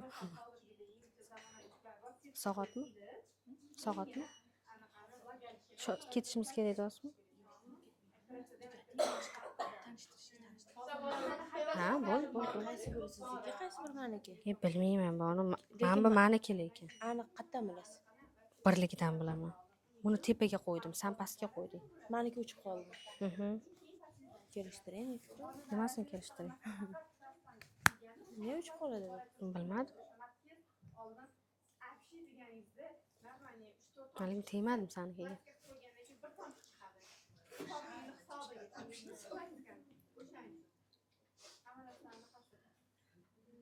eng zo'ri shu qancha Farqi bor ekanmi? Yo'q, qarang. Bilmadim. Hozirda yana sizga bordi. Siz kattaroqmi? Bilmayman. Unday. Yo'q, bir xil bonu.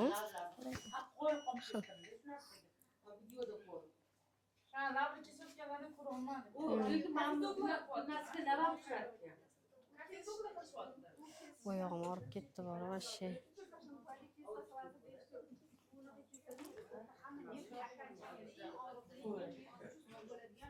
Soat 1 bo'ldimi? Ha? 11dan 2 soatlik tegmaydi. 12:30. 12:30. 1,5 soatda. Hozirgi paytda mana shu narsa zo'r bo'lyapti gimnastika. Oldin ham shunaqa gimnastikada bormidi? Aytdim-ku, bo'lgan dedim-ku. Bo'lgan. Bizada uyat hisoblangan. Yo'q, hozir qarang, Yaponiyada, Xitoylarda mana qizlar Geyshalar. xuddi shu narsani o'rgatishyapti. Uni qizlar ko'chadagi ayollar bilar ekan. Aytganimdek, bizada o'sha sharqda bu narsani o'ldirib yorib, anu bizada bo'lsin deb olishgan. Shunaqa. Hozirgi eringiz boru, shuna o'zgaradi. O'zgaradi. Qilinsiz shuni o'zgaradi. Mana qarang,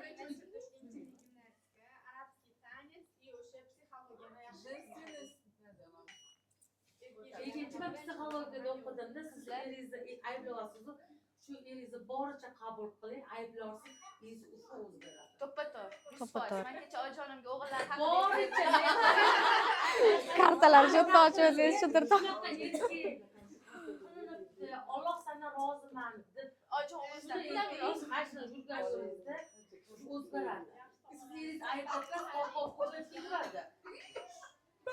Arabcha tanishib olmoqchiman. Siz vashshetda qilmay qo'ygansiz. Hammalarga kattakon rahmat kelganinglarga. Men o'ylaymanki, siz hammalarga manfaatli, foydali bo'ldi deb o'ylayman. Kelganinglarga rahmat. Qizlar, bizani homiylarimiz tomonidan sovg'alarimiz bor.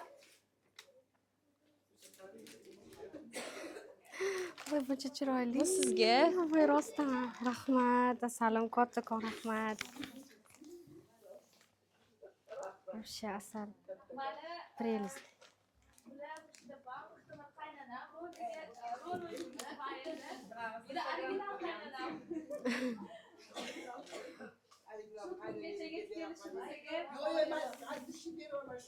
Qalisiz, Fatima, salom. Kelganingizni qarang, jonim siz-a.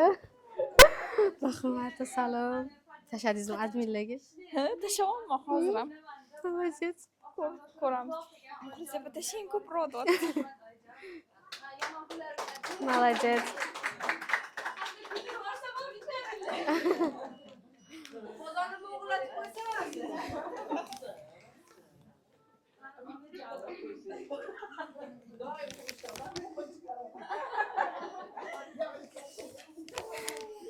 Oyog'im og'rib ketdi.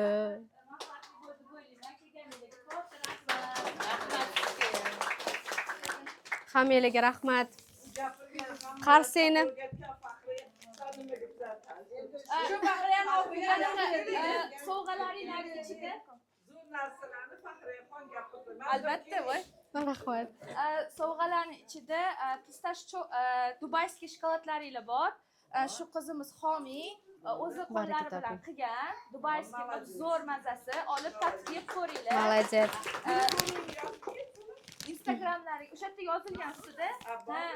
Ustida pistashchoko deb Instagramga kirsanglar, bemalol zakaz qilsanglar bo'ladi. Zo'r narxida qilib berishadi. Instagramda bo'lsangiz yaxshi. Hozir hamma Instagramda. Hayot Instagramda. Bu vouchermi? Meniki voucher. Aprelda. Offline'ga. 30% skidka. Rahmat, kutaman, kelinglar. Hamma o'ziga kerak narsalarni oldi, oldingizga borishga ham sraz mana shu o'zida o'sha 5-6 ayollar Xudo xolasa, kelinglar, bitta klub bo'lib kelinglar, kutaman. Keling, ichida meni ham sovg'am bor. Meni duo qilib, krujkalarimda ichib, duo qilib qo'yasizlar. Har ko'rganinglarda meni eslaysizlar. Rahmat. Kelganinglarga ham rahmat. ziyoda bo'lsin. Ko'p bo'lib ketsin. qo'shiladi. Aytganingiz uchun rahmat. Rosa xursand bo'ldim. Nafisa ko'rib вообще. bo'lmasam Jonim sizda yaxlasin.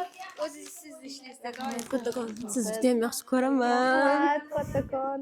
Xush keldingizmi? Sizmisiz? Sizni ko'rish uchun. Voy, assalom. Rahmat. Tayyorlamadim. Borini berdim. Ko'p o'qidim. Ko'p vebinarlar qildim-ku. Gapirishmi? Bir slayd o'zim qildim. Yoqdimi? Rahmat. O'zim bilganlarim bo'ladi. Rahmat. O'zi intilish kerak. Odam o'zini ustida ishlasa, rivojlanadi. Zo'r. Rahmat Nafisa. Xursand bo'ldim rosa ham. Mani atletga qilinglar Instagramda. Rasmga tushamiz. Yuraylik tepada rasmga tushamiz. Qancha to'lov endi qilib ketaman. Kimga berishim kerak? Durdoniga. Mani atmetka qilish esdan chiqmasin Instagramda iltimos. Tabriklayman. Rahmat kattakon. Salom. Sizlarni kelaman. Xohlasa rahmat. Aprelda kelaman. Keling, zo'r skitka. Trenajyor vashi skitka bo'lmagan. Kelganinglarga mana birinchi seminarim bo'lganiga qildim keling. O'zi Teploy offlaynga. o'zi nimada ko'rib ham ancha foydasi tegyapti lekin. Keling. Pulni kimga beramiz? Durdonaga. Rahmat. Xo'p. Rahmat sizlarga ham kelganinglarga. Maza qilib o'ynashda bolalar.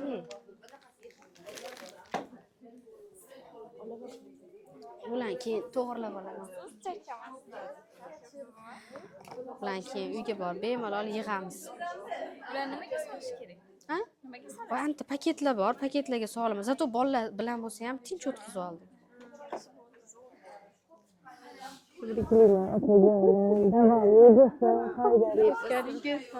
Zo'r bo'ldi.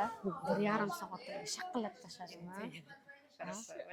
Zo'r bo'ldi. Birinchisiga молодец. Baraka. Yaxshi ham efirlar berganman boru, gapirib borku odamlargacha. Anu bo'lmadi, Hayajon yo'q, chunki gapirganman-ku. Tekshiradigan joy yo'q. Yo'q-de. Yo'q-de. Perchatka ham yo'q. Kelasiz, mazza qilib ko'ring, mazaxlarimni ko'rib.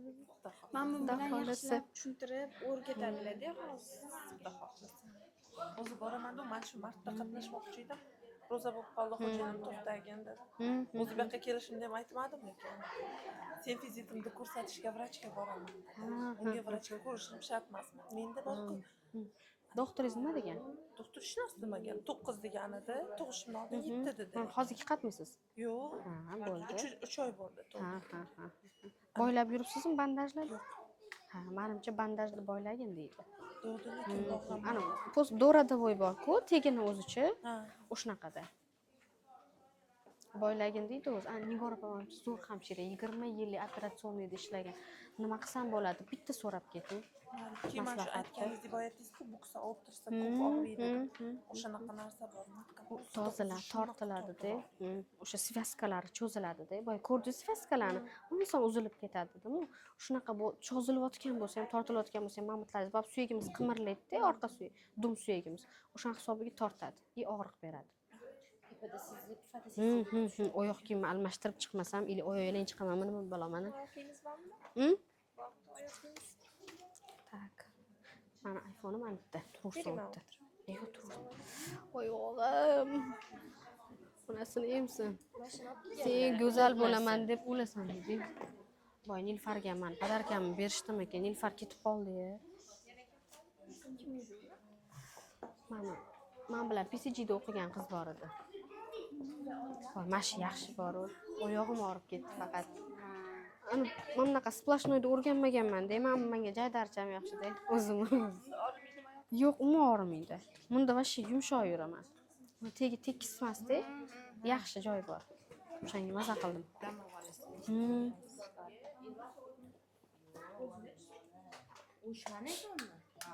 Tepaga chiqamizmi?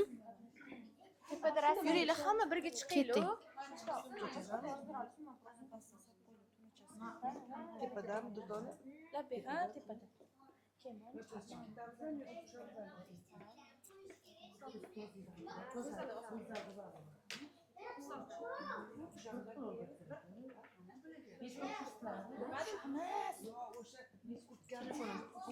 Bor, ol telefoningni. ham bor edi. Ha, 14 marta turibdi, 16 marta turibdi. O'chiraversam bo'lar uni. O'sha hech kim qolmadi ham.